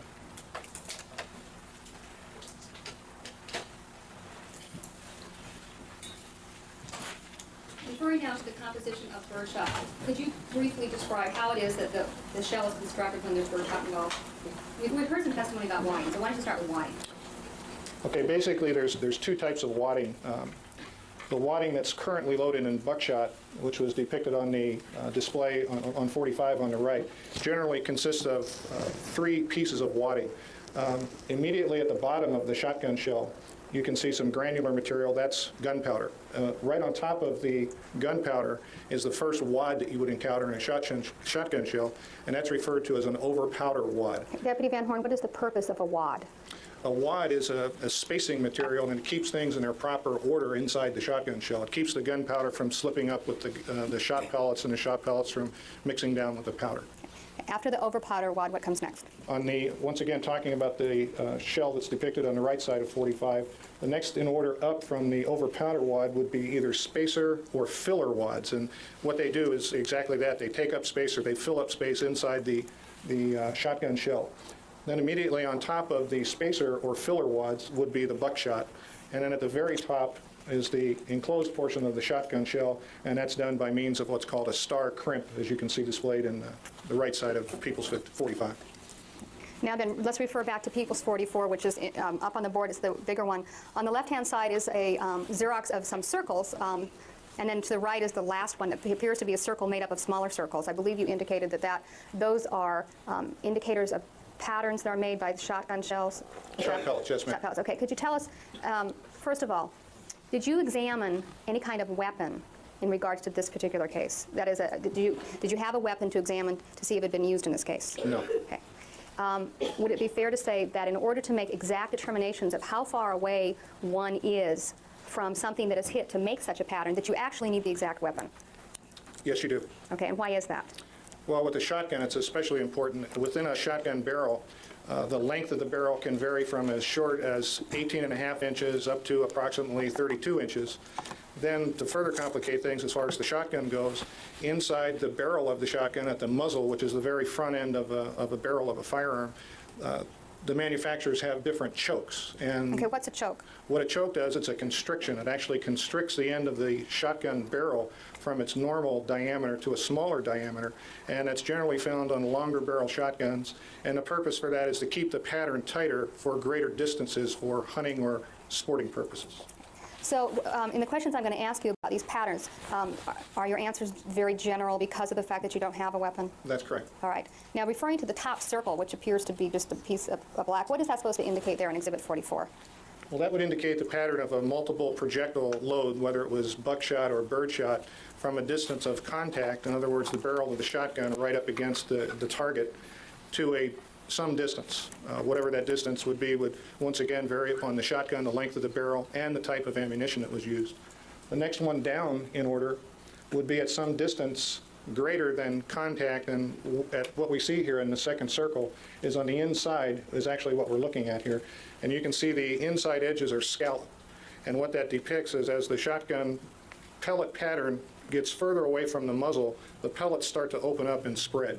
The spread there, we can start to see some individual pellets making their own mark, but they're still part of the solid group of pellets that's going down range. Okay, now the third one down, which is a circle that has circles both inside and out of it. Okay, that would depict, at that point, the pattern has now reached a distance away from the muzzle of the shotgun where individual pellets are starting to break away from the group of pellets, and they're called satellite or independent pellet strikes. But the bulk of the pattern is still pretty much concentrated together. And to the right of the one about which you were just speaking, there appears to be a circle made up of little circles. What is that supposed to indicate? That would indicate at a distance that would be greater than the third picture, the third one from the top, where all the pellets are now separated and each individual pellet is making its own strike on a target. Now, starting back with the one at the top, which I believe on the diagram has a little A next to it, so that would be a contact wound, is that correct? That would be contact and out to some distance, yes, ma'am. Okay, can you give us a distance? No, I'd really not rather do that. Okay, because you don't have a weapon? I don't have a weapon, and I don't have precisely the brand of ammunition that was used, which would also affect the range. All right, so the only thing you can say then, would that be true with the other three? Yes, it would. May I have a question, please? Yes. All right, so all you can say then is that pellet patterns range in looks from the one at the top all the way down to the one here, is that correct? That's correct. All right, and then after this one, which I think I'm going to mark as D1, which is not marked. After that, do they continue to just get bigger and bigger? Yes, they do. All right. So this then demonstrates the way in which the pattern spreads, is that correct? That's correct. Now, I believe you indicated something about birdshot and buckshot and double lock. Could you explain, for those of us who might not understand or know about this, what is the difference between birdshot and buckshot, and what is the purpose of that?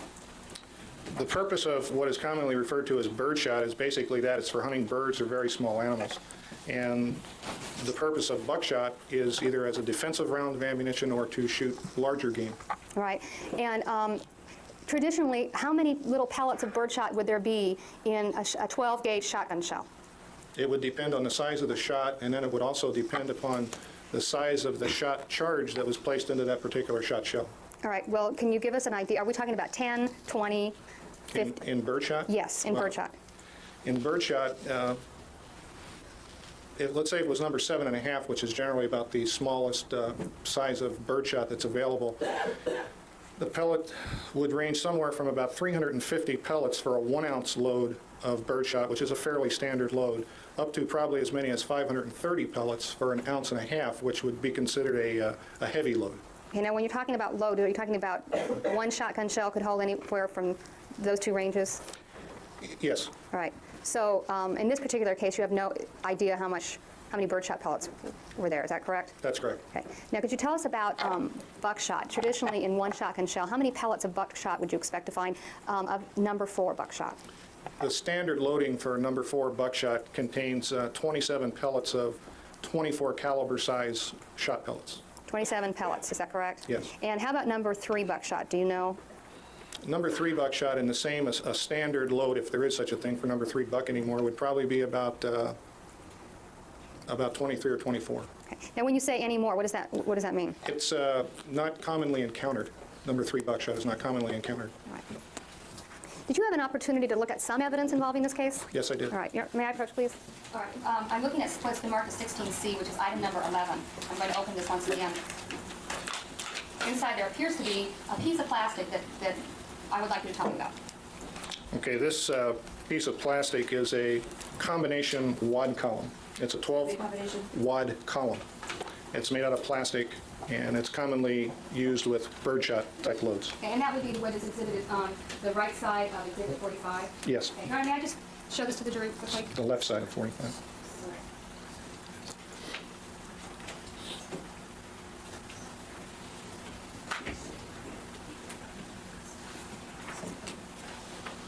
So the thing that I'm holding up right now for the jury, which is 16C, this is a form of wine, is that correct? Yes, it is. Why don't you just pass it around? Okay. You will continue your examination. Yes, I shall. Referring now to what's marked as 16G. Okay. And you previously examined everything in both of these envelopes, 16 and 17? Yes, I have. I'm just going to use some of these as examples. All right, this is item 5A for the record, out of 16G. I'd like to ask you what this is, please. That's a 12-gauge plastic over powder shot wad.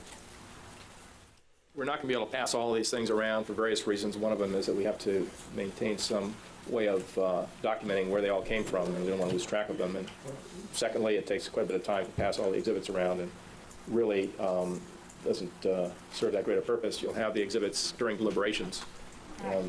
As you've noticed during the trial, we haven't shown you every little photograph that has been referred to. If we did, we'd have to stop the proceedings each time a photograph was discussed and let everybody look at it before we went on to the next. It just doesn't constitute a very effective way of dealing with our time here.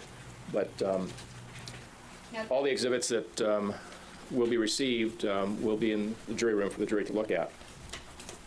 Deputy Van Horn, I have here. We had another jury that might want to see the same thing. It showed one jury.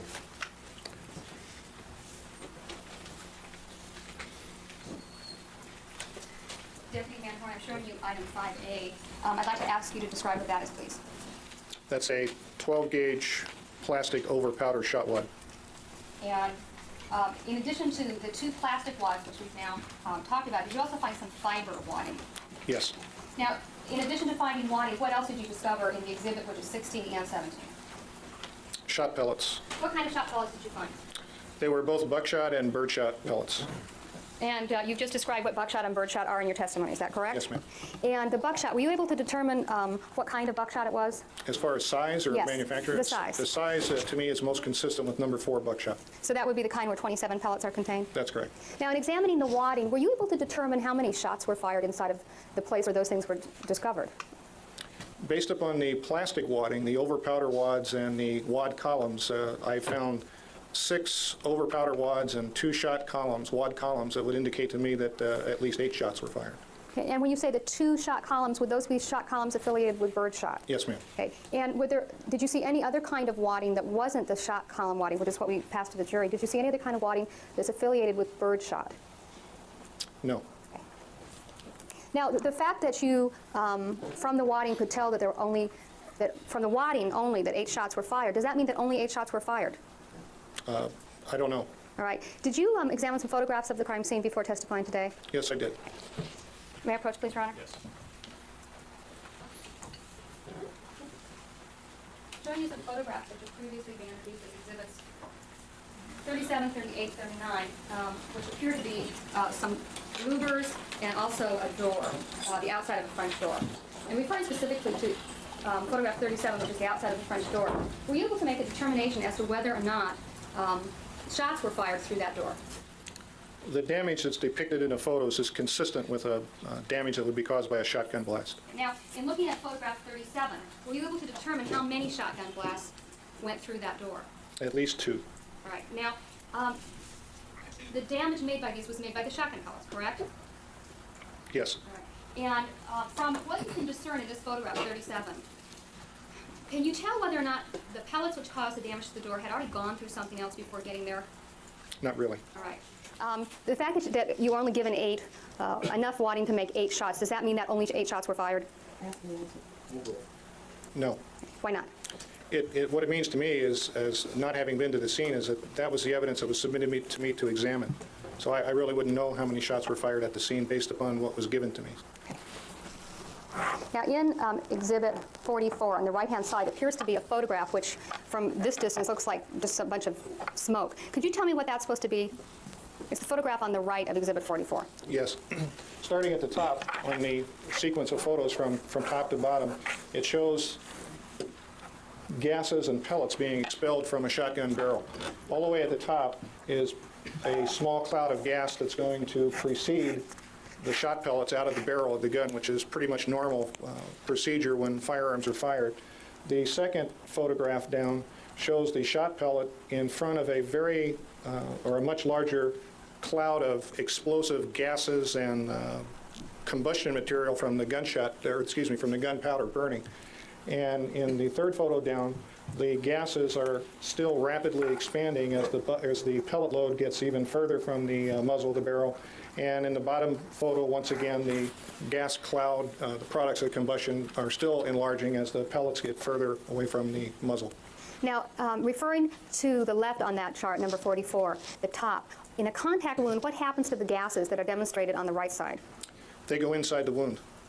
Now, are you an expert in shotgun wounds? I know what shotgun wounds look like. But are you an expert, or is that something the coroner does?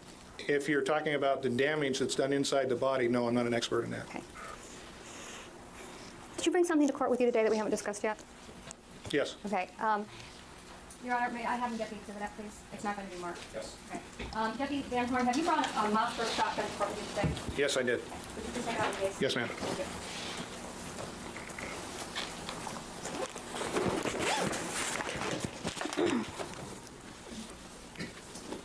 That's what you need to microphone. Yes, I'll do that. Are you going to ask him some questions about this weapon first? Okay, put the microphone back. Okay, but I want to put things away so we don't. Are you aware of a model number of a Mossberg shotgun number 50406? A catalog number, yes, ma'am. Okay. And do you have a shotgun with you today that is similar to a model 50406? Yes, I do. A catalog number. I'm sorry, I'm misusing the term. Could you please show the jury what it looks like? Just hold it up. Okay, could you tell us what that is? It's a Mossberg 12-gauge shotgun. It's a pump-action shotgun, and it has an 18.5-inch barrel, and is capable of holding a total of 6 12-gauge shot shells. Why don't you stand up and hold it up? Yes, sir. Okay. Now, why don't you put the microphone aside, courtesy, Judge, please? And could you show the jury how one loads that kind of shotgun? Yes. Now, do you have live rounds with you? No, these are dummy rounds for functioning purposes only. How many of them do you have today? I brought a total of 6. Okay. Would you please put all of them in and show us how to do it? Now, you've been doing this for how many years? Loading shotguns? Oh, more than 20. All right, so would you say you're pretty good at it? I've done it before. Okay, all right, so keeping that in mind. Okay, to load this shotgun, I'll describe a little bit of this shotgun to you, the primary parts. The long tube at the top here is the barrel. The shorter tube at the bottom is the magazine that contains the rounds of ammunition. This area right here is called the ejection port. When the shotgun is fired and the pump is activated and you expel a expended shotgun shell, this is where it comes out, the ejection port. This is the trigger guard. The front portion here, the wood portion, is called a forend or a pump handle. The back wooden portion is called a stock. Do you want all 6 rounds loaded in Yeah, here? but could you show us how, now, we're going to object to that. Do loading the 6th shell? Overall, you may do that. No, it's already been discussed. You may do that. Thank you. Okay, to load the shotgun, you must make sure that the slide is all the way to the front of the gun. Then you take rounds of ammunition, dummy rounds of ammunition, load them into the bottom portion of the shotgun, and then they're retained in the magazine.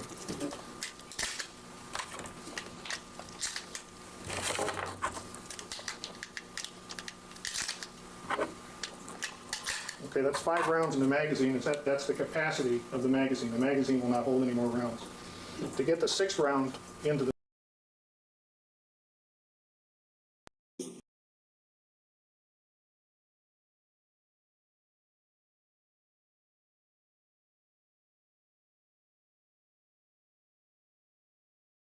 you must operate the shotgun to place one of the rounds of ammunition from the magazine into the chamber, which is the back portion of the barrel.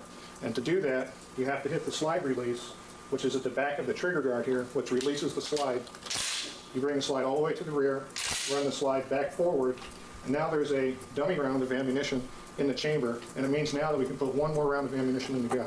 So we take the 6th round of ammunition, place it in the gun, and there's now 6 rounds of ammunition in the firearm. Now, could you show us how one shell is ejected from the gun after the gun is, the shotgun has been fired? Yes. Without hitting anyone? Yes. Obviously, nothing's going to happen here because these are dummy rounds. You pull the trigger, the hammer falls inside the gun, and this automatically releases the slide release. Before, we had to operate the slide release. We don't have to do that now. Pulling a trigger does that. So you operate the slide. It ejects the round of ammunition. You bring the slide forward, takes the next available round of ammunition from the magazine, inserts it into the chamber, and makes the shotgun ready to fire again. All right, thank you. If you want to take the dummy rounds out and go ahead and put it down. You just go ahead with your examination. Okay. Deputy Van Horn, how does the gun that you have here in court today differ from a Mossberg catalog number 50406? In the material that the forend and the stock are made out of. The material that they what? forend and stock are made out of. All right, could you tell us what they are, what a forend and a stock are, please? Yes, let me just do this here real quick. Okay, the forend, or pump handle, or slide handle, is the wooden portion at the front of the gun, right here. And the stock is a wooden portion at the rear of the gun, right here. And in the catalog number 50406, those are made of a different material than the weapon you have in court here today? Yes, they are. And what are they made of? Plastic or synthetic. Do you have a copy of the Mossberg gun manual for 1989 with you? Catalog, yes, ma'am. Okay. All right, we'll resume. Just a couple more things here. Number one, the witness has demonstrated how the weapon is loaded and the way he loaded it. Obviously, he is an experienced expert in the use of firearms, and the way he has demonstrated the loading of the firearm is not intended to indicate how the weapon was loaded at any other time or how it was loaded in the situation involved in this case, just giving you a demonstration how he, as an expert, loads a weapon. And similarly, the way the cartridge was ejected from the shotgun is not designed to indicate how any cartridges were ejected on the night in question. It's just showing you a demonstration here of how cartridge casing is ejected from the shotgun. in a general sense.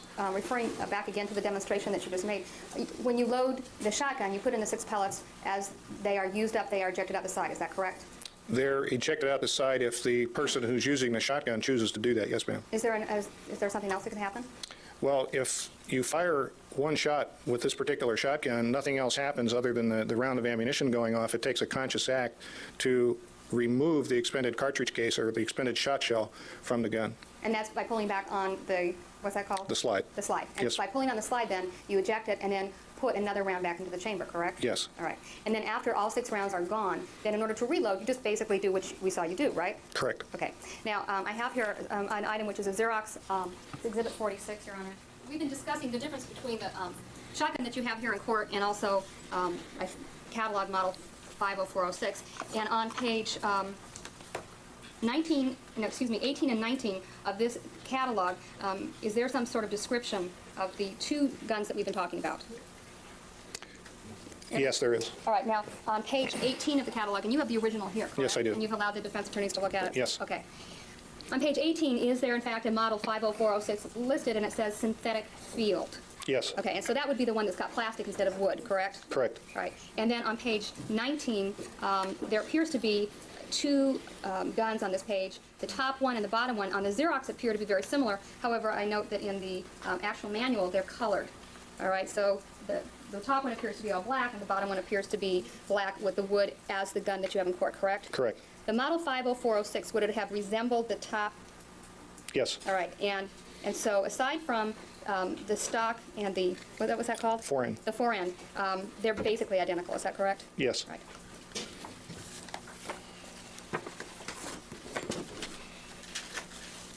Can I have a moment, please, Your Honor?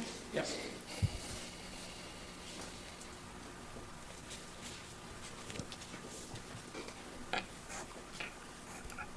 If I understand your testimony, you believe that what was submitted to you by the Beverly Hills Police Department was all Red of the Cross. ballistics-related evidence that they had gathered from the scene of this shooting. Is that correct? No, ma'am. You believe you were not given all of the ballistics-related evidence? No, what I said is that my opinions were based upon the evidence that was in fact submitted to me. Do you believe that all the ballistics-related evidence that they retrieved from the scene was submitted to you? Objection irrelevant. Overall. I don't know. Did you ever read, well, strike that. Did you examine the scene photographs in which they had labeled with numbers all the items of evidence that they had located at the scene? Yes, I did. And did you match those numbered items with the items that were submitted to you? No, I did not. When you did prepare a report, did you Yes, not? I did.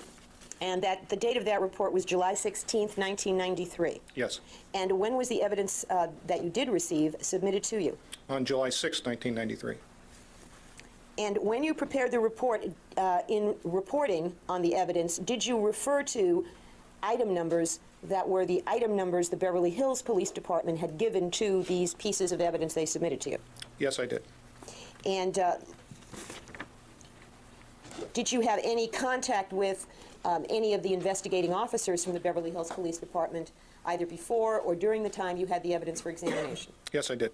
And do you have any reason to believe that they have withheld from you any ballistics evidence that they gathered at the scene? No. Did you also have submitted to you ballistics evidence that was originally obtained by the coroner's office from the decedents and held by the Beverly Hills Police Department after that? Yes. So as far as you know, the evidence that was submitted to you came both from the scene of the shooting and from the coroner's examination of the decedents? Yes. And based upon your examination of all of the evidence that was submitted to you, based on ballistics evidence, is it your testimony that you saw evidence that 8 rounds were fired? Yes. And of those 8 rounds fired, 2, you found evidence leading to the inference that 2 rounds of birdshot were fired and 6 rounds of buckshot were fired? Yes. All right. Now, you presented testimony here today based on the chart that I believe is numbered 45. That's the one with the cross-sections of a shot shell. Yes, ma'am. That's the chart that's both on the chair here and on the floor. Now, the photograph on the left, I believe you described before, showing a cross-section of a buckshot round that appears from the drawing to have double-aught buckshot. Well, when you're facing it, it's the one on the right, correct? The one you're pointing to now. Yes, ma'am. That's the one Yes. on the right. Okay? All right. A double-aught buckshot is the largest size buckshot, is it not? No. No, is there something bigger than Yes, there double-aught? is. What's even bigger? Triple-aught. Oh, okay. But it's big. Yes, it's big. It's like 8 to a shell? Well, on a standard non-magnum loading, it's 9. Yes, ma'am. Okay, 9 to a shell. So there Yes, are ma'am. 9 big pellets. Yes. Number 4 buckshot is smaller than this, so that there are 27 that will fit into the exact same size container. Pretty much. Yes, ma'am. Okay. Now, all the containers have to be about the same size because they all have to fit into the same size barrel and magazine in the guns, correct? That's correct. So if you have a 12-gauge shotgun, you need 12-gauge ammunition, correct? Correct. And that 12-gauge ammunition has to be all the same size, no matter what's inside them, right?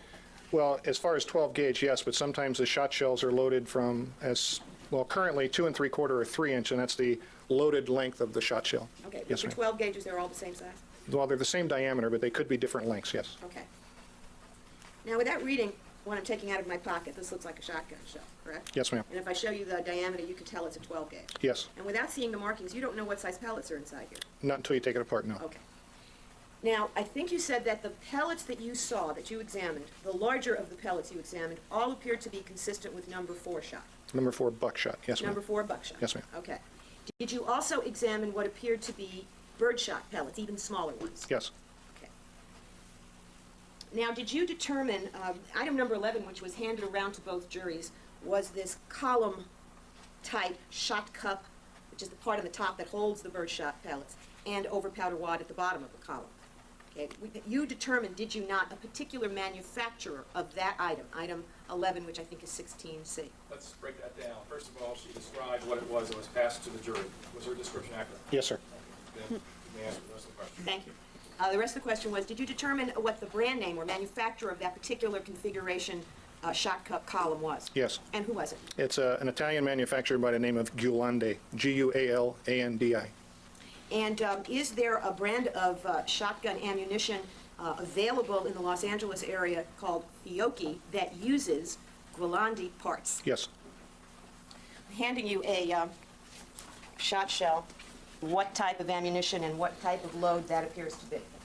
Yes, this is a Fiocchi 12-gauge live round of ammunition, and it's loaded with number 8 birdshot. And I'd like you to open that up. And Yeah, you can dump the contents in there so that it doesn't wind up all over the floor. And the purpose of this is for you to extract the cup and wad column that's inside that. I think you can-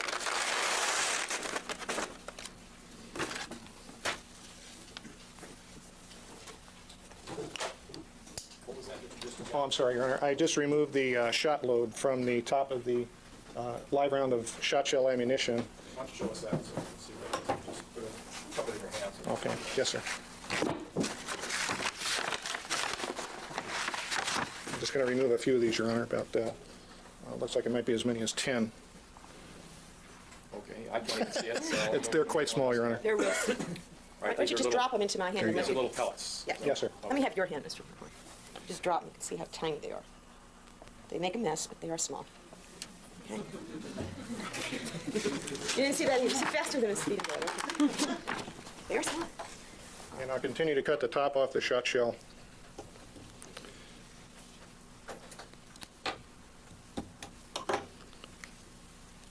And we'll attempt to take the, Deputy Wolf has a very sharp knife. It's the skinny one if you want to do the other way. I don't think it's going to come out any other way. I'll have to cut it at the bottom because it's not going to cooperate. And I'm going to dump the gunpowder into the same envelope and push the, well, maybe I won't. Here it comes. Go. Last. Thank you.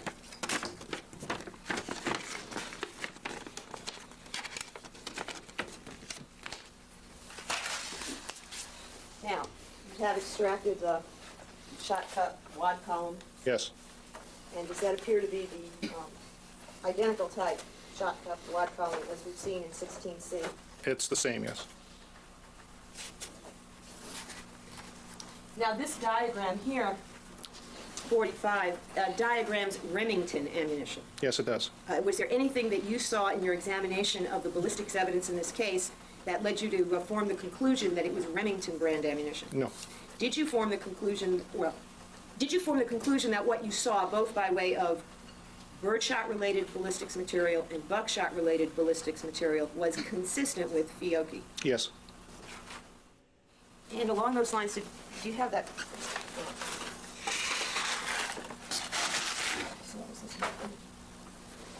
Okay, this is what's been marked 16N as a no, and originally it had Beverly Hills item number 2.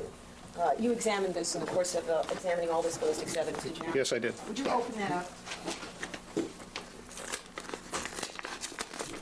Removing a plastic container that has a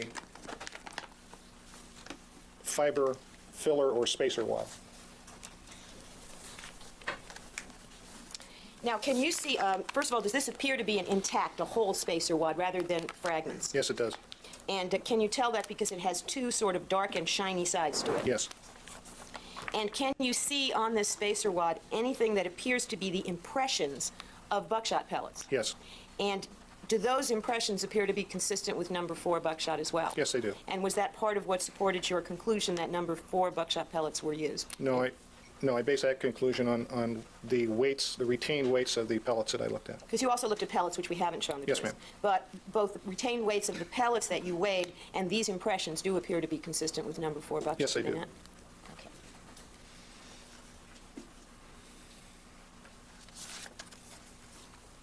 Now, I take it you could not tell from examining the scene photographs from the Beverly Hills Police Department whether or not they saw all the ballistics evidence that was available at the scene. No. Okay. You, I take it, didn't try to re-examine those photographs with a magnifying glass to see if they missed anything, or maybe you did? No, I didn't. All right. Would you hand me the gun? You took the dummy rounds out. Yes, I did. Would you give me 2 of them?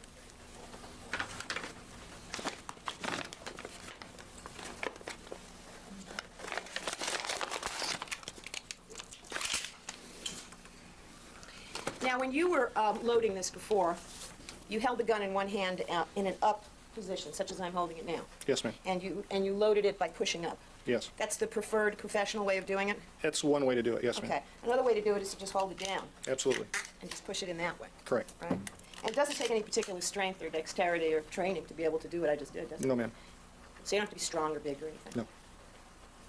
I leave it to you now to just hold on to it the way it is.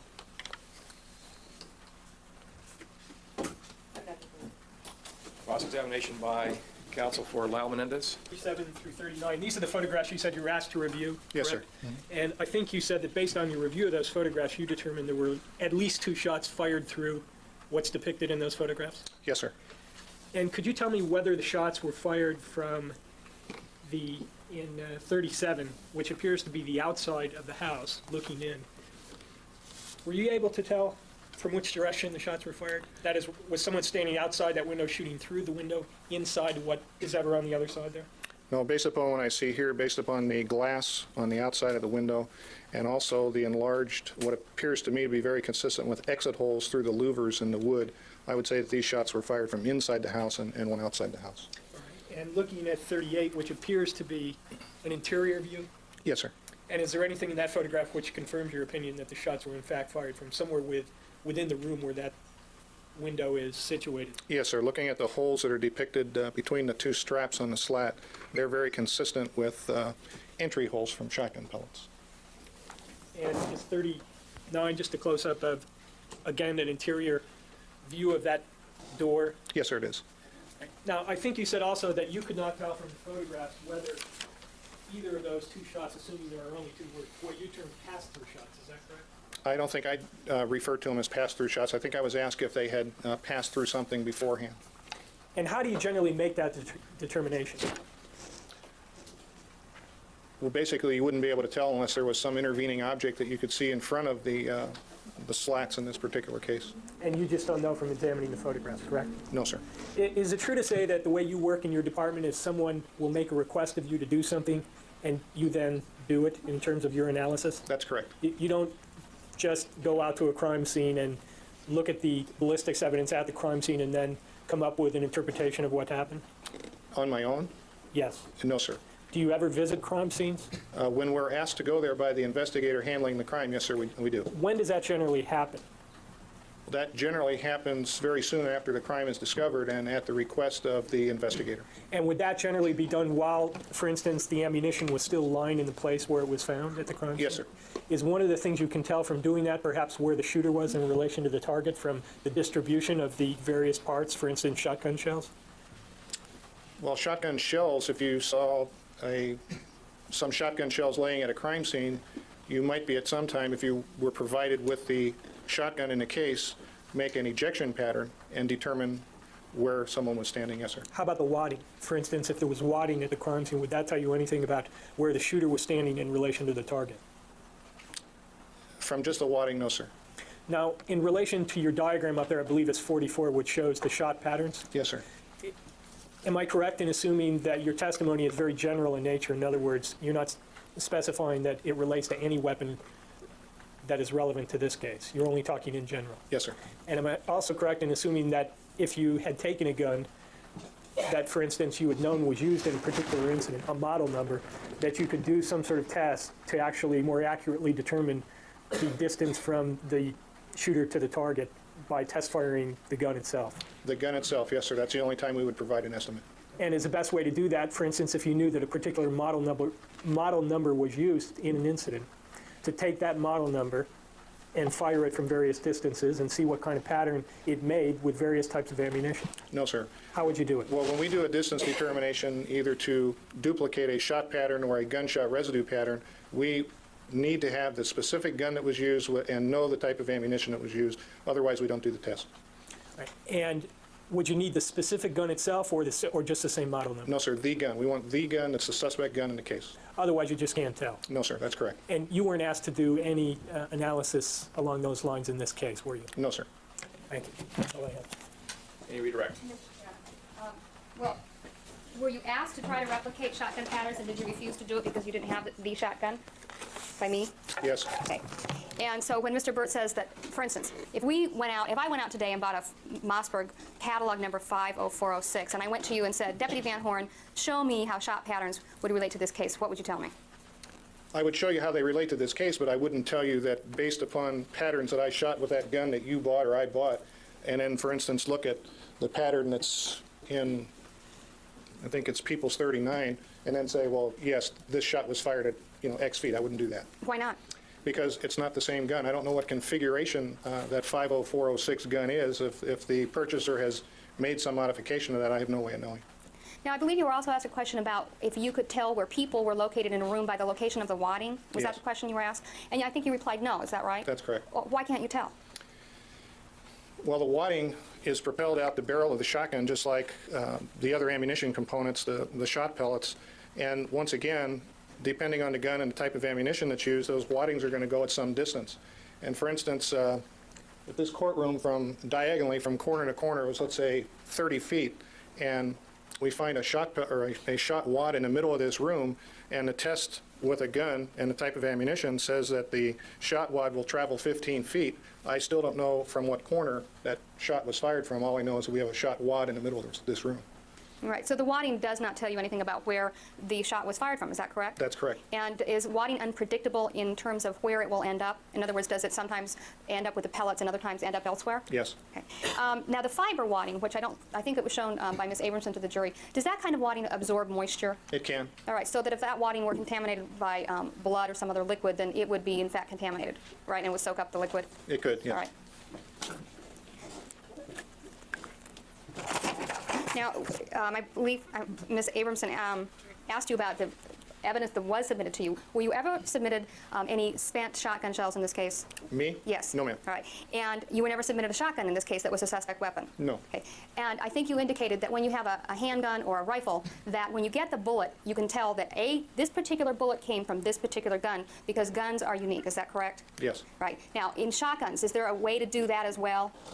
Yes, there is. And is that with the end of the shotgun shell? That's with the expended shot shell, yes, ma'am. Okay, and what is it, just briefly, without going into a long lecture on ballistics, what would you look for if you were going to make that comparison?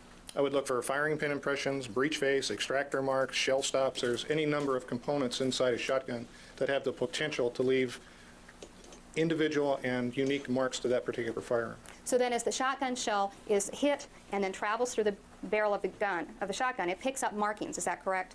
Well, I don't mean to be picky, but the shot shell itself doesn't travel through the barrel, but it's worked through the action. So many of the different components of the action of the firearm can, in fact, mark the shot shell. So that if you had a weapon in this case and you had the shotgun shells, you might have been able to say that these shotgun shells came from this shotgun. Yes. Thank you. May we approach, please? I know. All right, is there any further cross-examination of the witness? Yes. Deputy Van Horn, is it your understanding that all Mossberg 500 series shotguns with 18.5-inch barrels have no choke? No. Okay. Is it your understanding that the gun that you brought to court, does it have a choke?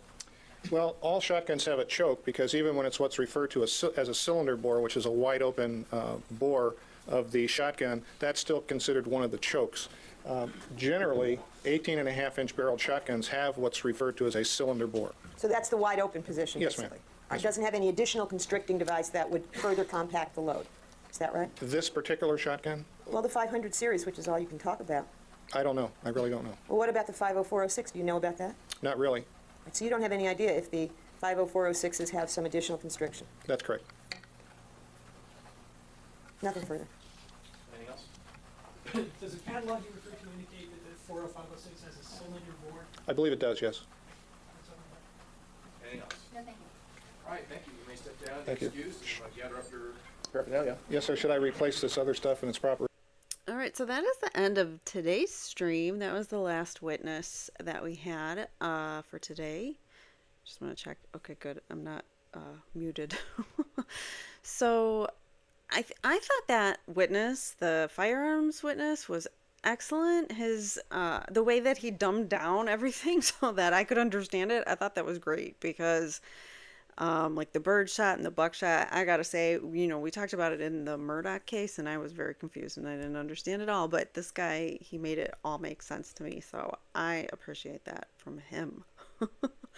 What did you guys think? I thought he was good. I didn't know, he had some good points for the defense and he had some good points for the state too, so I don't know. He's kind of, I think he was even keel. I don't think he necessarily wins for either side, but I thought it was a good, you know, foundation, good information to learn about these pellets and whatnots inside these. I don't know anything about gunshots, so I thought that was an excellent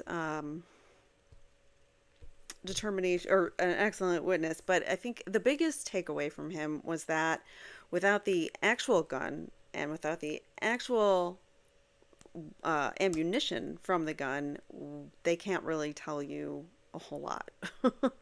That's basically what I got from him. Without actually having the gun that was used, they can't tell you definitively anything. So, and they do not have the gun. So that is kind of important, not having the weapon. Anyway, so please don't forget to hit the like button, subscribe so that you are getting all of these notifications when we go live and other cases that I'm covering right now. I'm trying to pull up some notes here. So the next part is going to be the state's case part 3, and we've got some tennis coaches and a bodyguard, former friend of Lyle, and Glenn Stevens. So we've got a lot of good stuff coming up. So hopefully you guys stick with me and we will get to that in the next stream. So thank you again so much for watching. I really appreciate you. I appreciate your interaction, and I hope to see you in the next one. Take care. If you've been impacted by a true crime and would like your story told in your own words, or if you or someone you know has been wrongfully convicted or accused of a crime, please write to crimeincourtchannel@gmail.com and tell us your real true crime encounters. Thanks for watching.